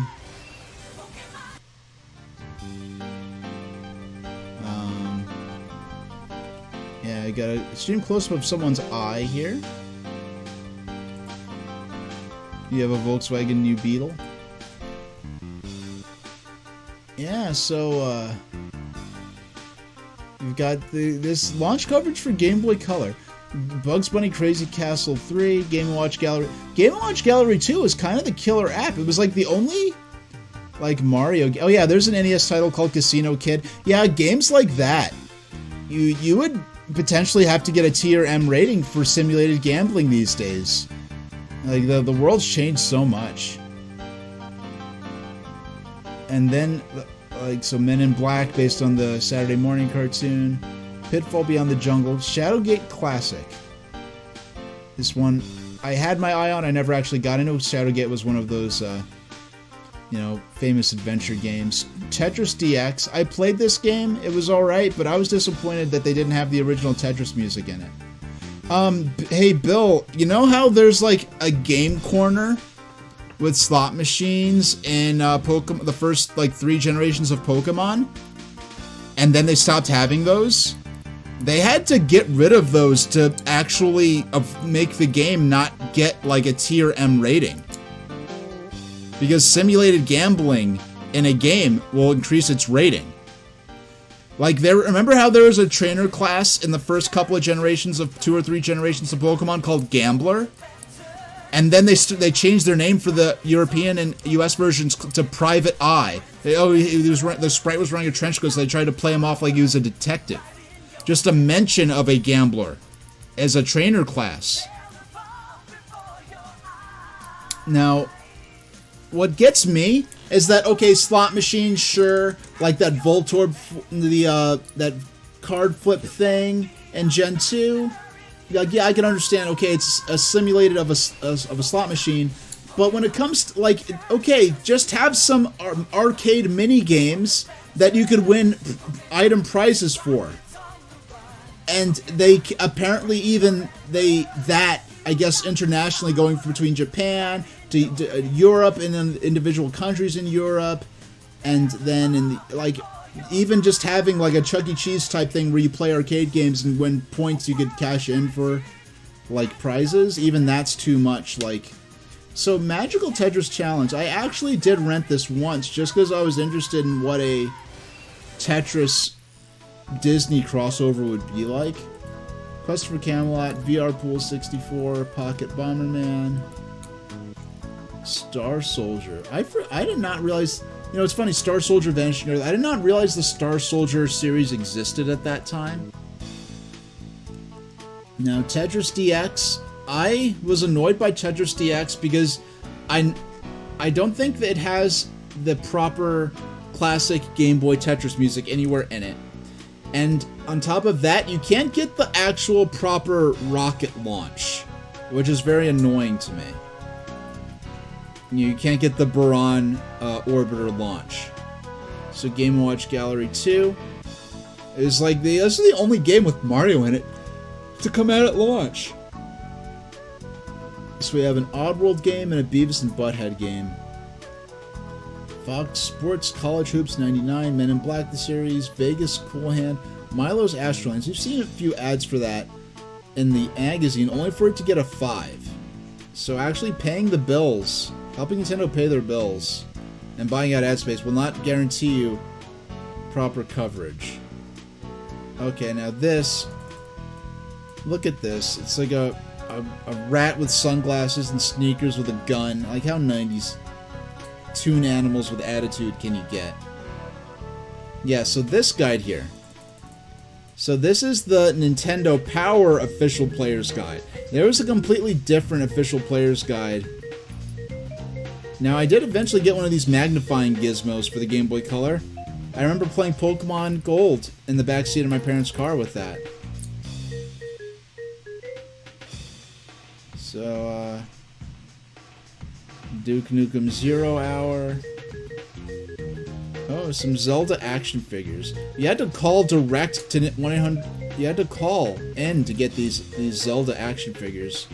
Yeah, this was before you could just walk into any Target or Walmart or Toys R Us. Well, not back when Toys R Us was a thing. It was kind of a relative, all I would say within the last 20 years. There's much more wider, more mainstream availability of video game merchandise and toys in mainstream shops. Yeah, you could walk. I wouldn't be surprised if like I walked into Walgreens or something and see those magazines of that and see action figures like this. Just in general toys, but back in the day, definitely rare. So, we've been streaming for 2 hours at this point. I think gonna do a 10. And let's see, I checked, I actually took time off stream, not immediately after, like during, like a few days ago, before I went out of town. I went ahead and checked to make sure that my break screen would...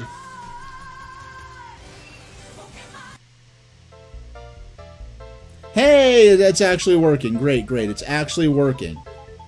So, I'm going to set the timer for 10 minutes. We'll come back and play at least another hour. I'm feeling overly we might be playing a good at least 90 minutes more of Pokemon. Because we've got to challenge Gary, go through Nugget Bridge. Let's see if we can make it to Bill's house. That would be a cool benchmark. Let's see if we can...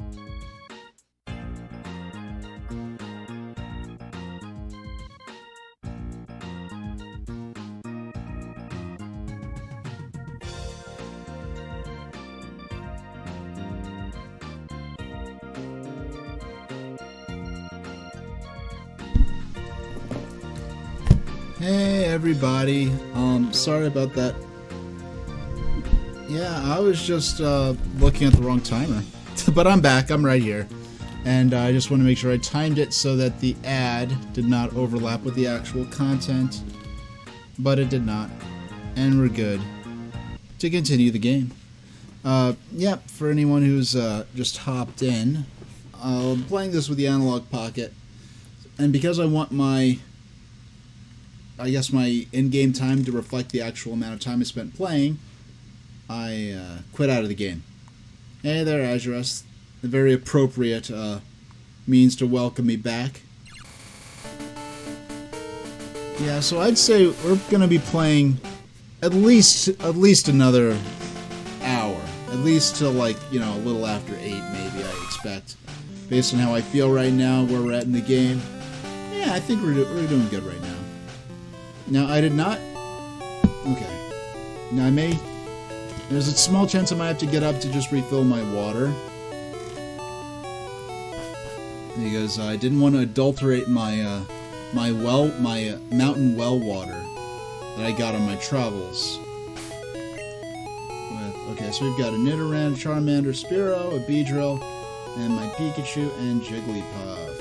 Okay, so how about we... Yeah, I'm all equipped. I know I've got plenty of potions. I think I got 6 potions? No, 7 potions. Got 2 Pokeballs. Yeah.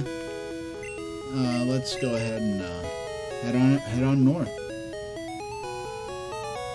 We'll save right here. Because if we have to reset, we'll be at least close to where we need to be. And we go north.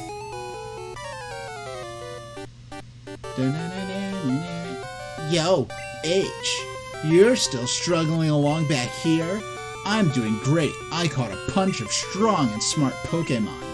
Here, let me see what you caught. Oh, if I can never find that well again, then I'm just going to assume that I slipped through a parallel universe and it was just like, or it was just something that was on my fun value for my my playthrough, that I'd encountered the well in the mountains by the church.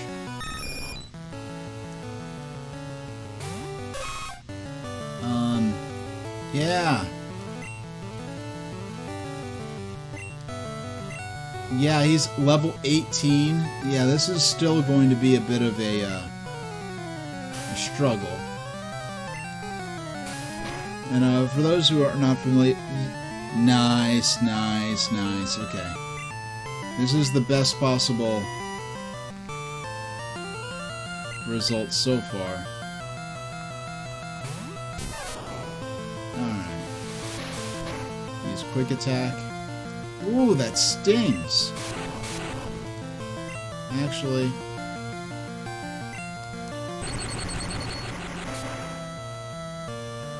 Ooh, critical hit, super effective. Will I not? Ooh, ow! Okay. And the stinky thing is... Now Pikachu's not going to gain any experience. And he clearly needs the experience. Alright. Yeah, we're Pidgeotto's going down this turn. Nice. Okay, so at least Nidoran got the experience. Okay, so we definitely didn't get this far last time. Okay, so yeah, put him to sleep. Yeah, the fun value is a concept in Undertale where there's a hidden number that's randomly selected as you start playing as you start a file, and there are different random events that may or may not happen depending on what fun value you get, so each gameplay session will have some unique random elements to it. Yeah. Bill Press is saying, strong and smart Pokemon, yet he has that Abra that does nothing but try to teleport. I don't know.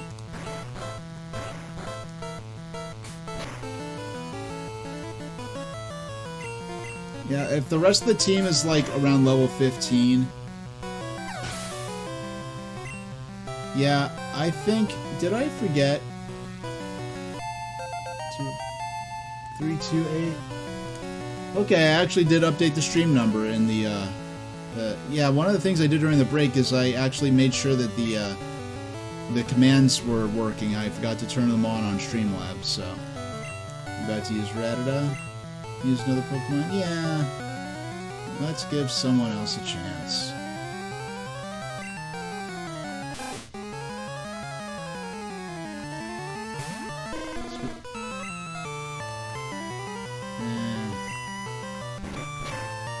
Oof, Hyper Fang. It's a set damage, but it's...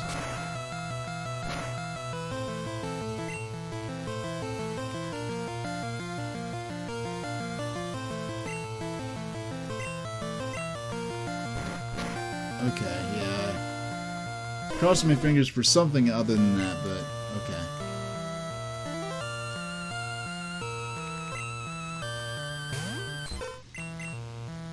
I did not mean to do that. Okay.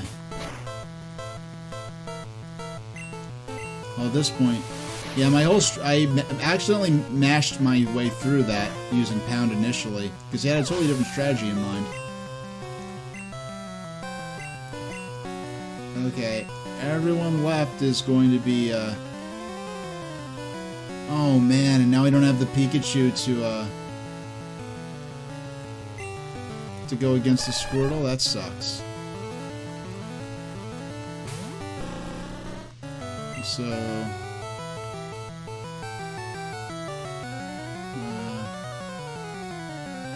let's use Fury Attack. Hit the enemy twice.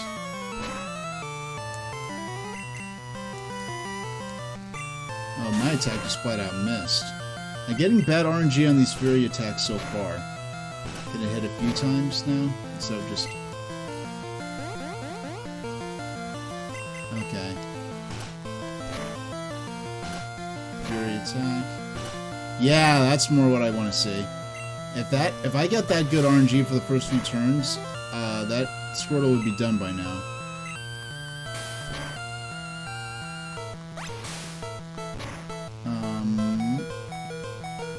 Let's hope for some good RNG on this. An RNG random number generator, by the way. That's just my luck.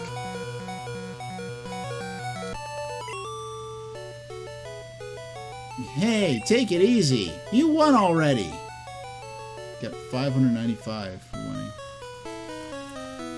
Hey, guess what? I went to Bill's and got him to show me his rare Pokémon. That added a lot of pages to my Pokédex. After all, Bill's world famous as a Pokémaniac. He invented the Pokémon storage system on PC. Since you're using his system, go thank him. Well, I better get rolling. Smell you later. Yeah, he's a jerk, but he's got such a catchy theme. Yeah, so all that excitement, and I didn't even actually use any of the potions that I planned on having at my disposal.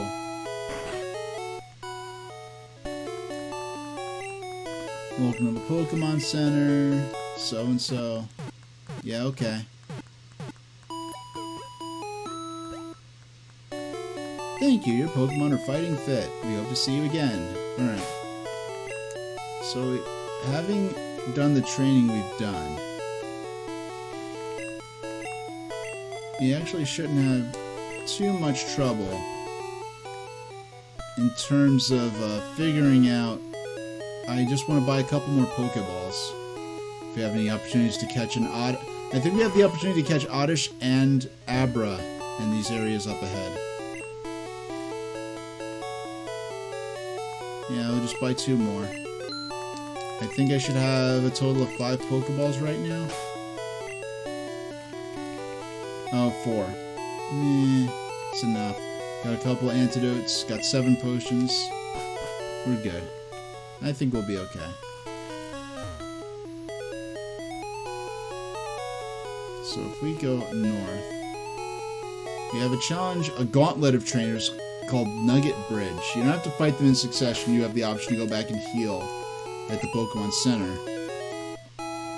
And it's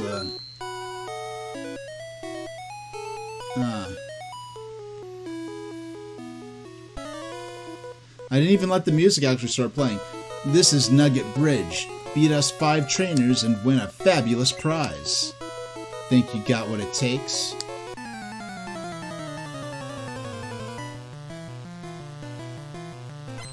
Yeah, so we've got a child bug catcher. And I'm just for the first time really gonna take note of these trainer types I encounter, but so we got a bug catcher. Yeah, let's go with. Yeah, the trainers. Yeah, with the trainers being.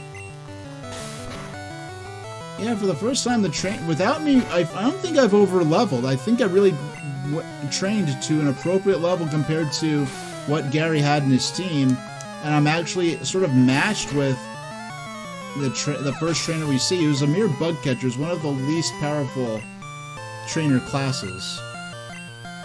Got to use Weedle. And change Pokemon. Yeah.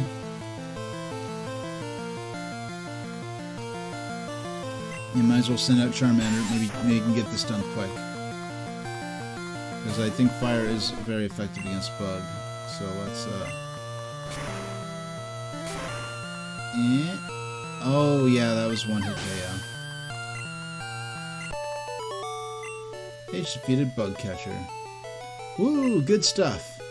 Got 140-20. So this music here.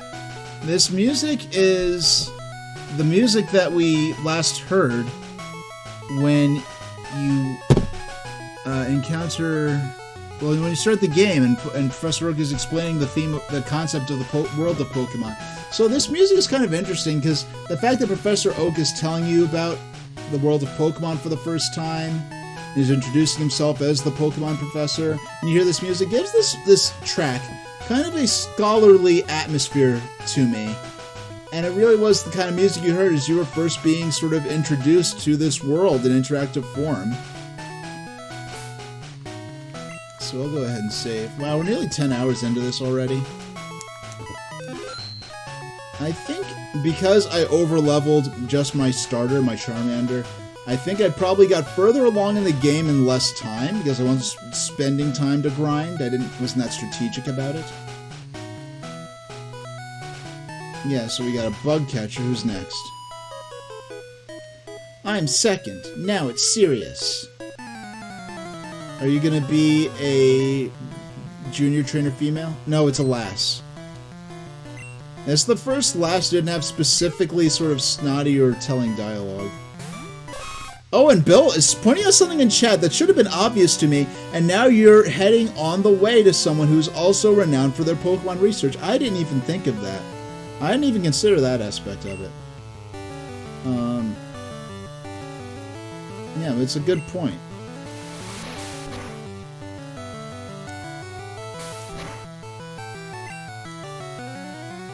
Yeah, I got poisoned. All that's left to do now is,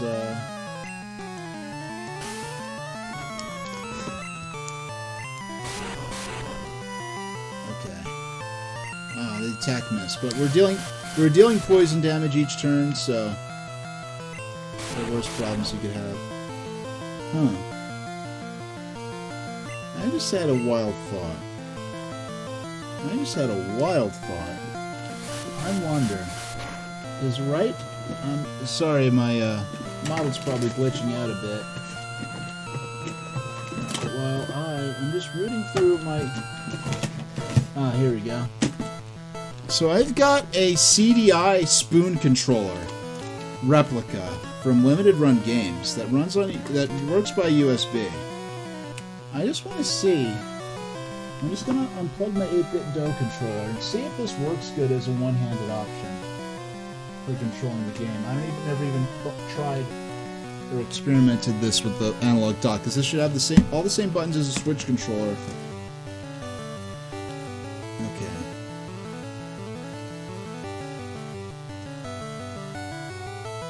ABX. Okay.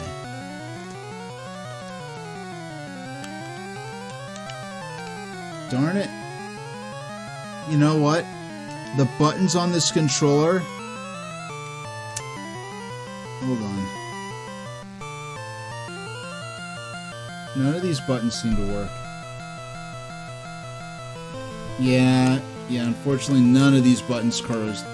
Even the buttons like the home button that I know should work aren't giving me any feedback with this. Which is a shame. This would have been a great option for a one-handed controller for Pokemon. Or for RPGs, because there's a whole thing of, and like this, especially in the 16-bit era, of... Hold on. You're hearing my voice and the character's not talking because my face is not in front of the camera, so excuse me. There we go. It was... Do you know the Philips CDI game system, multimedia game system from the early 90s? Limited Run Games made a replica of that works with Nintendo Switch and PC, and it's really more specifically intended for use with RZ, which is an indie game, downloadable, or you could get it physical through Limited Run, where it is a game based on the CDI's. Doesn't use any Zelda or Nintendo trademarks, but it's a game inspired by the CDI Zelda games, and they made a replica CDI style controller. And I haven't even downloaded the actual game yet.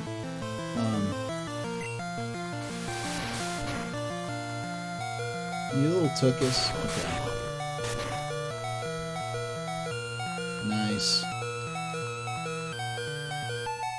Nice, level 16. Okay.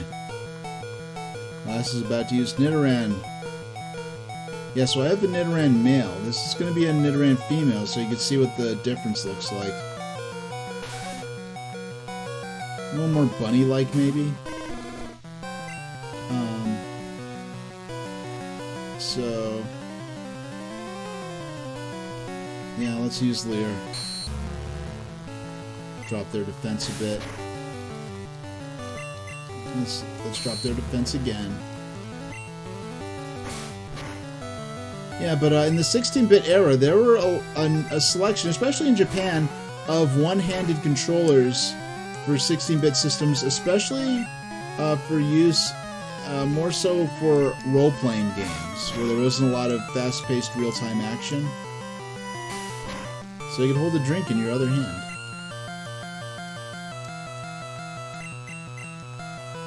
Yeah, my Charmander got poisoned. Which is sad, but...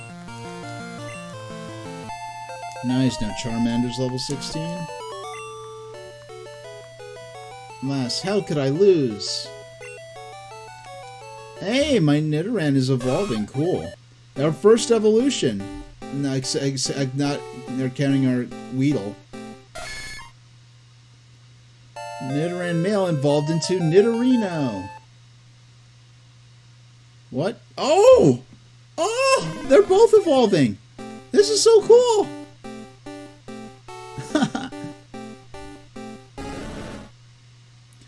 Charmander evolved into Charmeleon!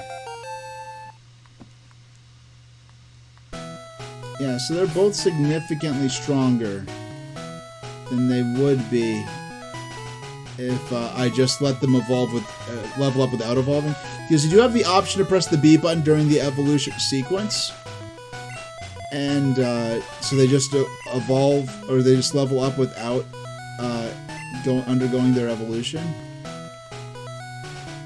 So, yeah, looks like we've got Pikachu up next. And any other level 15s? Pikachu and Beedrill. And Spearow. So our Nidorino, our Charmander, and our... It's funny, we have 2 evolved Pokemon, and then our Jigglypuff, I have the option to evolve using the Moonstone. Maybe next... We're going straight to the Pokemon Center, so I'm not really worried about Charmeleon fainting. And looks like that may not even happen. We got him there in time. Okay. Welcome to our Pokemon Center. We heal your Pokemon back to perfect health. Let's heal. Okay, we need your Pokemon.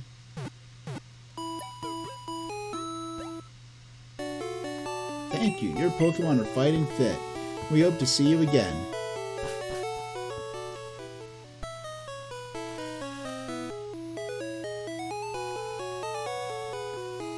Okay.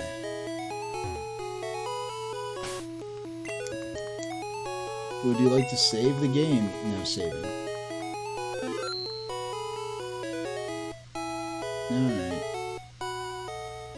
Yeah, so in addition to the watch party, this is number 3. Here's number 3, I Won't Be Easy.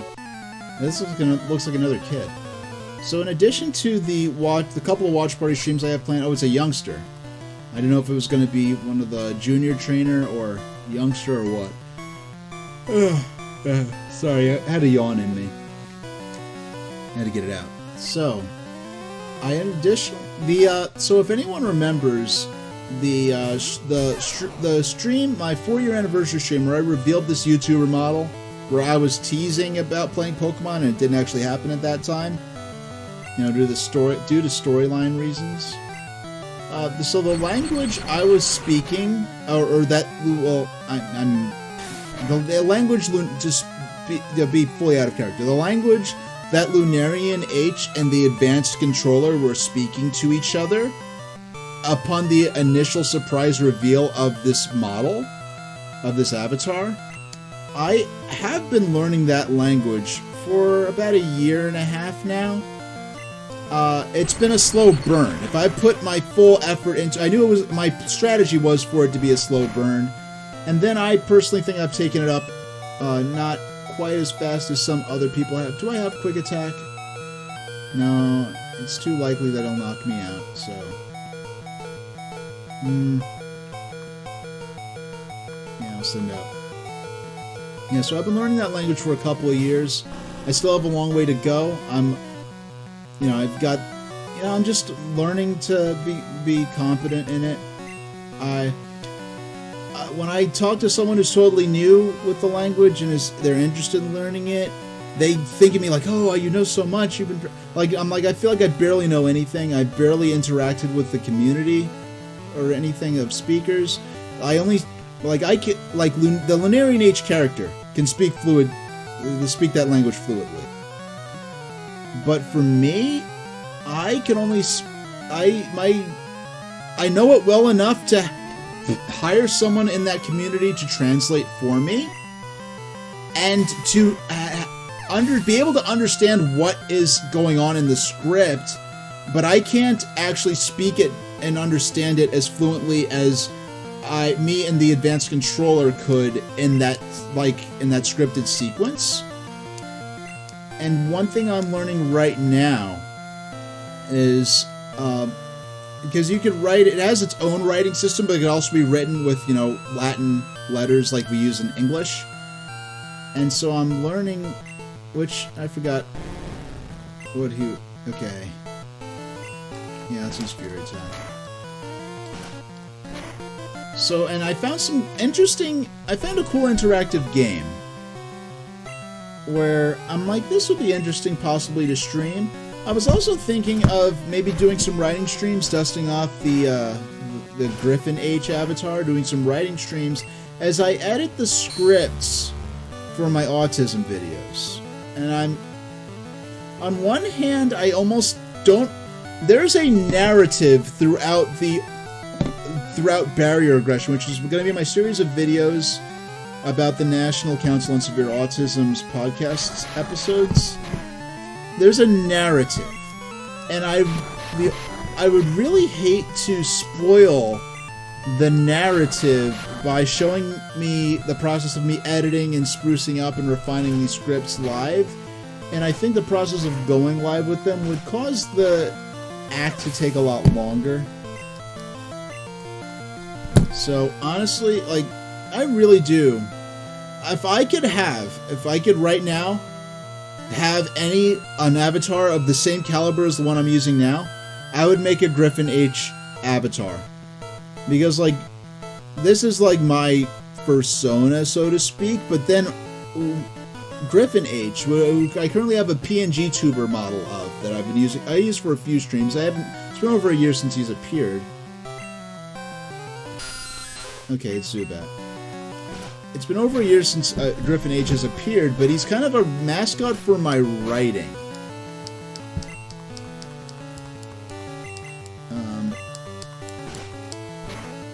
Now, there we go.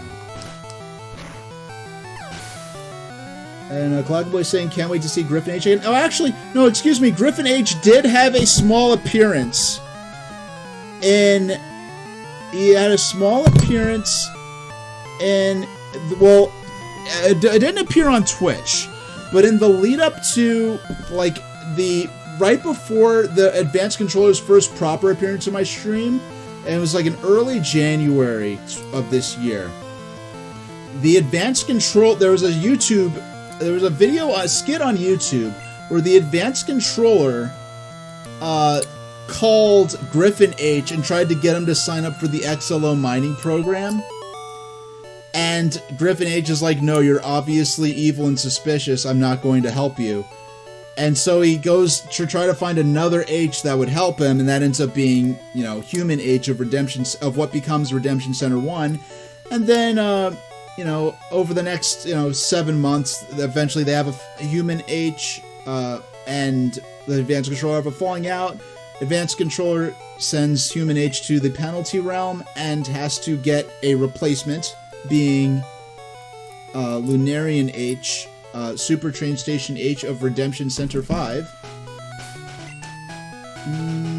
Yeah, I don't feel like using 3 or 4 potions just to restore Pikachu to health, so... yeah, so I'm gonna have to walk all the way back down to the Pokemon Center. Now, in the meantime, I am earning a lot of... Yeah, I have over 1,000 Pokebucks. Yeah, now that I'm fighting all these trainers again and not just grinding against wild Pokemon, I do have to remember that I do have money to buy more potions. Which, actually, I might as well stock up on my items a bit.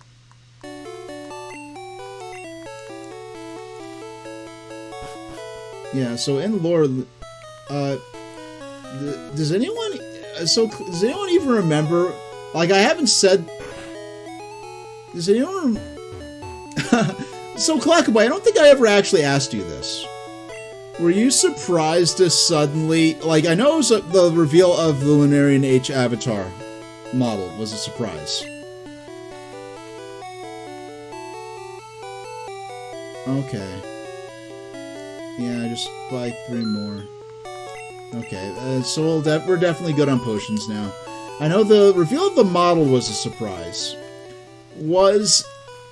How did it feel that, you know, H and Adcon were suddenly speaking a completely different language unexpectedly as well?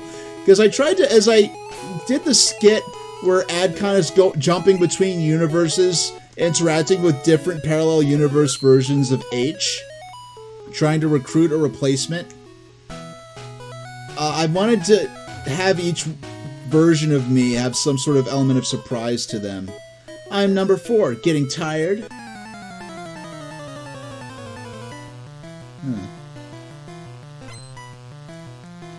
Lass wants to fight. Lass sent out Pidgey. Go Pikachu. Thundershock. Yeah, Thundershock. Why not? You're higher level than me, but I definitely do have that type advantage, so... Pikachu, enemy Pidgey used Gust. Yeah, it's nothing to sniff at your in the turn either. Super effective. Knocked out. Who's next? Oh, Clackaboy was saying, I know the reveal of the 3D animated Lunarian H model was a surprise. That was very hard to keep, because that model... This model was done about a year ago at this point, actually. Just about a year ago, I think. But how did it feel to suddenly have, you know, H and Adcon speaking an unknown language all of a sudden? That I did not mention that I was learning, you know? Because I really wanted that to be part of, like, the surprise. I thought it would be. I wanted to really recreate the experience for the viewers, that they're really watching, you know, this AI construct hop between universes, between different iterations of the streamer they've been watching throughout this whole saga, and long before it. I don't think I ever actually asked you that. Which seems like a pretty obvious thing to ask, but... We're gonna paralyze. Actually. And Glycoboy is saying it was shocking, but it made it feel real. I'm glad. Yeah, I'm not fluent in that. Now, I hired a speaker of the language to translate that for me, but I am familiar enough to understand what they were saying, but I'm not anywhere close to that fluent. And I can read the language when it's written using, you know, like Latin alphabet like we're using now, but I don't know. But it also has its own unique writing system that I am learning. And I'm pretty far away into learning, but I found some cool games, or at least one cool game that I thought would be interesting to, you know, stream and have me practice and everything. It was shocking, but it made it feel real. I don't know how it's taken nearly 6 months for me to actually ask you how that, how that felt, because so yeah, I'm glad you enjoyed it. I know it was. I don't think anyone's ever put as much time and effort into revealing a VTuber model, but totally, like, unexpectedly, in the way that I did. Because usually that's something you want to hype up. Oh, I'm going to become a VTuber. I'm going to reveal a new, or if they're already a VTuber or PNG, oh, I'm going to reveal a new model. Yeah, that's not how most VTuber model reveals go. So, oh, and the Streamlabs, that was just randomly. That was not intentional. It just happened to. Oh, come on! Don't miss! Don't miss! There we go.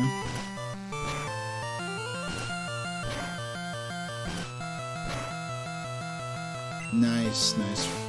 If we could deal that kind of damage one more time, I missed again. And our attack fell because the enemy growled at us. Like I was saying, very creative. Well, thank you. I mean, honestly, I could have probably gotten more eyes on that reveal if I was more forward with the fact. And I honestly, and I could have had more eyes on that if I had went to the community that you know speaks and uses that language and be like, hey, you know, I'm gonna be surprise reveal dropping the some use of the language during this stream. I could have gotten a few people in the community to join in, but I didn't want to have anybody using the language in chat because in universe, like for my viewers who have been following the storyline, that language was supposed to come totally out of left field because I didn't even mention the fact that I was learning it. So I wanted it to be a total like unexpected surprise drop, and I felt like that was more important than having 2 or 3 more people supporting me live. Alright. We're only seconds within 60 seconds of our being 10 hours into this adventure.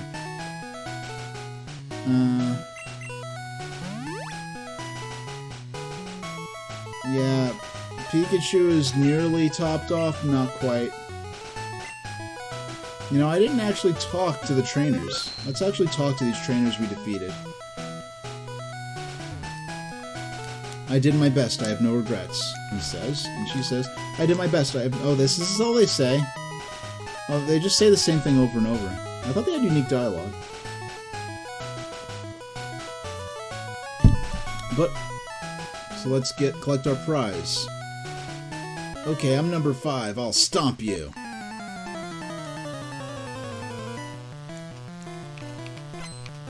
Yeah, but I haven't shared any of it, but I have actually been writing some poetry in the language as well. And, yeah, it's a very slow process because I'm not fluent in it, but I've been using it, you know, creatively, and, I haven't shared any of that poetry yet. And the poetry I've written is a hybrid of that language and English. And the poems are made specifically to introduce non-speakers to the language. So I feel like there's a lot of interesting opportunities to, yeah, we're gonna use Thunder Wave, paralyze you immediately.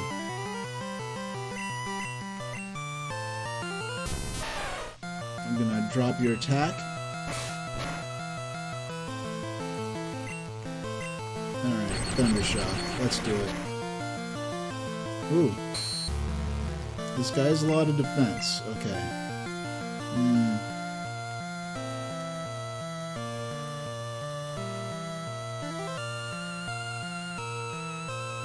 All things being equal, and they are all literally equal, let's send out Charmeleon for the first time. I don't know, this back sprite for Charmeleon looks appropriate for Dragonite. Except Dragonite doesn't have a horn on the back of his head. No, he does not. So... Ember.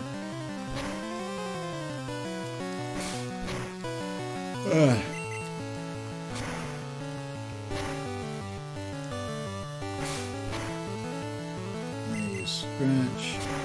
I use Ember one more time. And... Oh! Only one Pokemon was at level 16. Junior Trainer. Now, these characters were called Boy Scouts in the original game. Well, in the original game in terms of the original Japanese version of it. But I guess the trademark status of saying Boy Scout or Girl Scout is different, so they didn't want to get sued by the Boy Scouts and Girl Scouts of the US, so...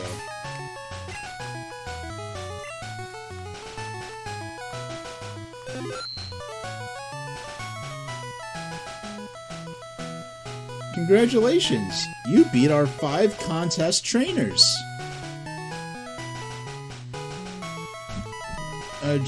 Bell Press saying Charmeleon doesn't have a horn on the back of its head either. Doesn't Charmeleon have some kind of horn? Hold on.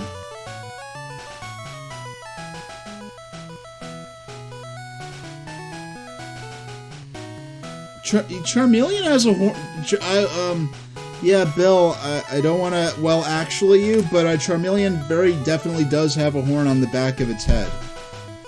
I was like, really? I thought that was one of its defining characteristics, but I thought I'd look it up before I tried to challenge you on that. You beat our 5 contest trainers. Okay, you're free to, yeah, you're free to describe it however you like, but, I think 9 out of 10 trainers would describe that cranial protrusion as a horn. You just earned a fabulous prize. H received a nugget. Oh, so that's why it's called Nugget Bridge. Okay. By the way, would you like to join Team... Ooh! Damn it! Yeah. What? By the way, would you like to join Team Rocket? Oh, you don't say. This was a recruitment scheme all along. We're a group dedicated to evil using Pokemon. Do you want to join? I'm guessing the 5 contest trainers were not in on this as a Team Rocket recruitment scheme, because I have a hard time believing this Boy Scout, this bug catcher, these random innocent characters would actually be secret Team Rocket agents. Are you sure? Come on, join us. I'm telling you to join. Okay, you need convincing. I'll make you an offer you can't refuse. Ooh. The creepy music's playing.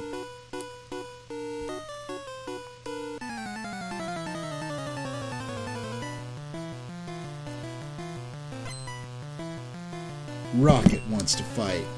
Rocket sends out Ekans. Go Pikachu. Oh, I mean, Pikachu versus Ekans. Now, this is a classic Team Rocket battle. We'll use Thunder Wave.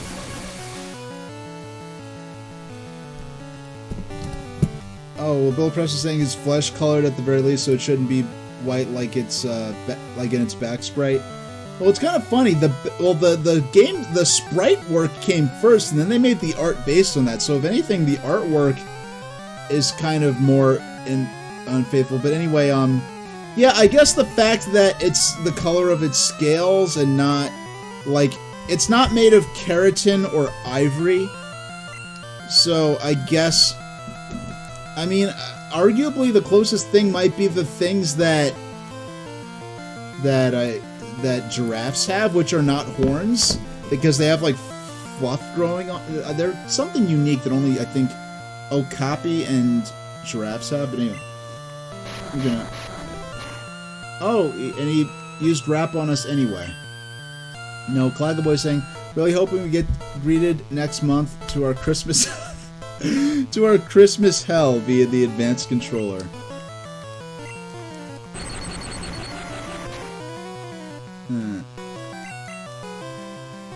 Yeah, so Ekans is fully paralyzed. We're gonna electrocute the mess out of him. Drop our defense, will you? If this guy has a coughing next, then I'm going to guess that that's where the idea of Team Rocket, Jesse James Team Rocket using Ekans and coughing. Hey, and he learned Quick Attack. I was about to use Zubat. Oh no, yeah, we're staying the course with Pikachu here.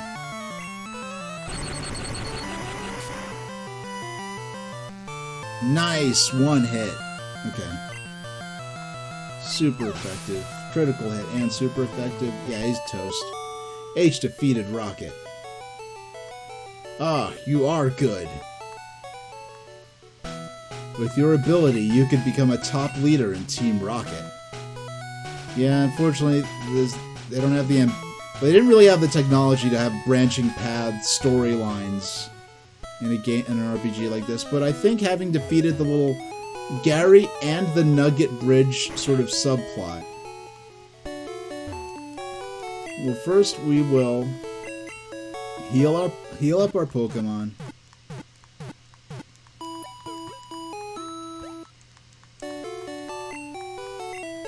Alright.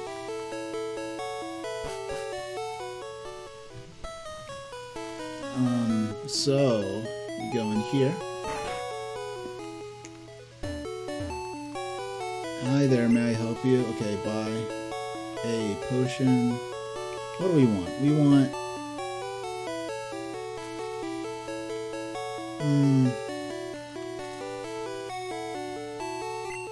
Well, let's take stock of what we already have, okay? So, escape rope, we have one. We won't be using that for a while again. Might as well put that away. But our town map, antidote, Pokeball. You got a nugget. The nugget is basically a store of value. We could sell that later. That's what the nugget is good for. We got 4 Pokeballs, 2 antidotes. Let's buy. We're definitely buying an antidote. We'll buy 1 antidote. You rarely encounter burns, but let's get 2 paralyzed heals. 2 awakenings. And I think we'll have enough for a Pokeball. Yeah, let's buy another Pokeball.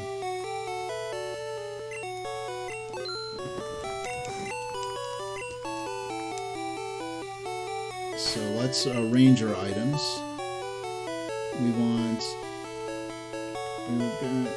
So our potions.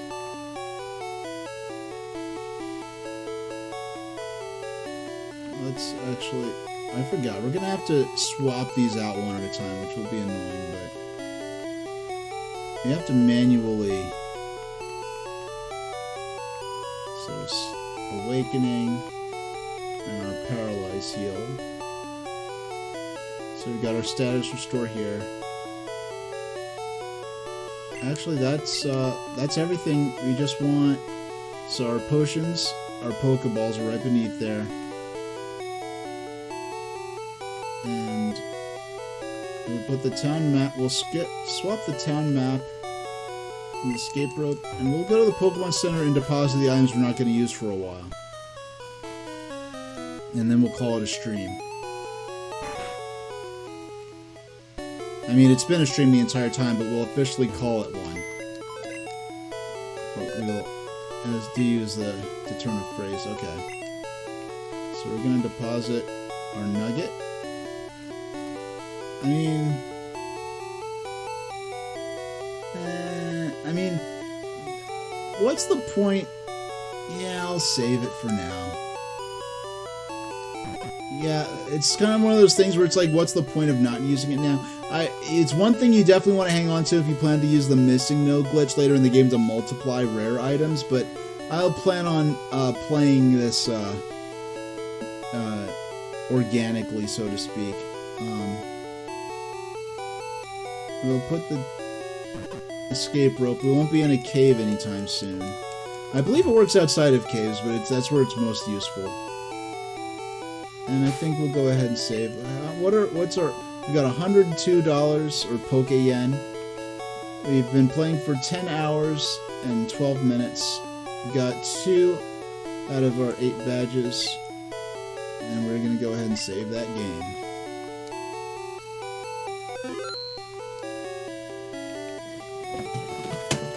Alright, so that's going to be, yeah, I think that'll be a good point for us to end the stream. We're not going to be raiding anyone this time around, but I'll be back. This is pending. Oh, really? This is the wrong thing. You've got to see. I made a unique ending screen. I just forgot to change my Stream Deck button to point to my new stream. Yeah, next week it's possible, but not guaranteed. That is the I want to give specific high. I want to give the highest praise possible to your choice of emote there. But I will. But whether the stream. Oh, I guess I. Yeah, I turned off the.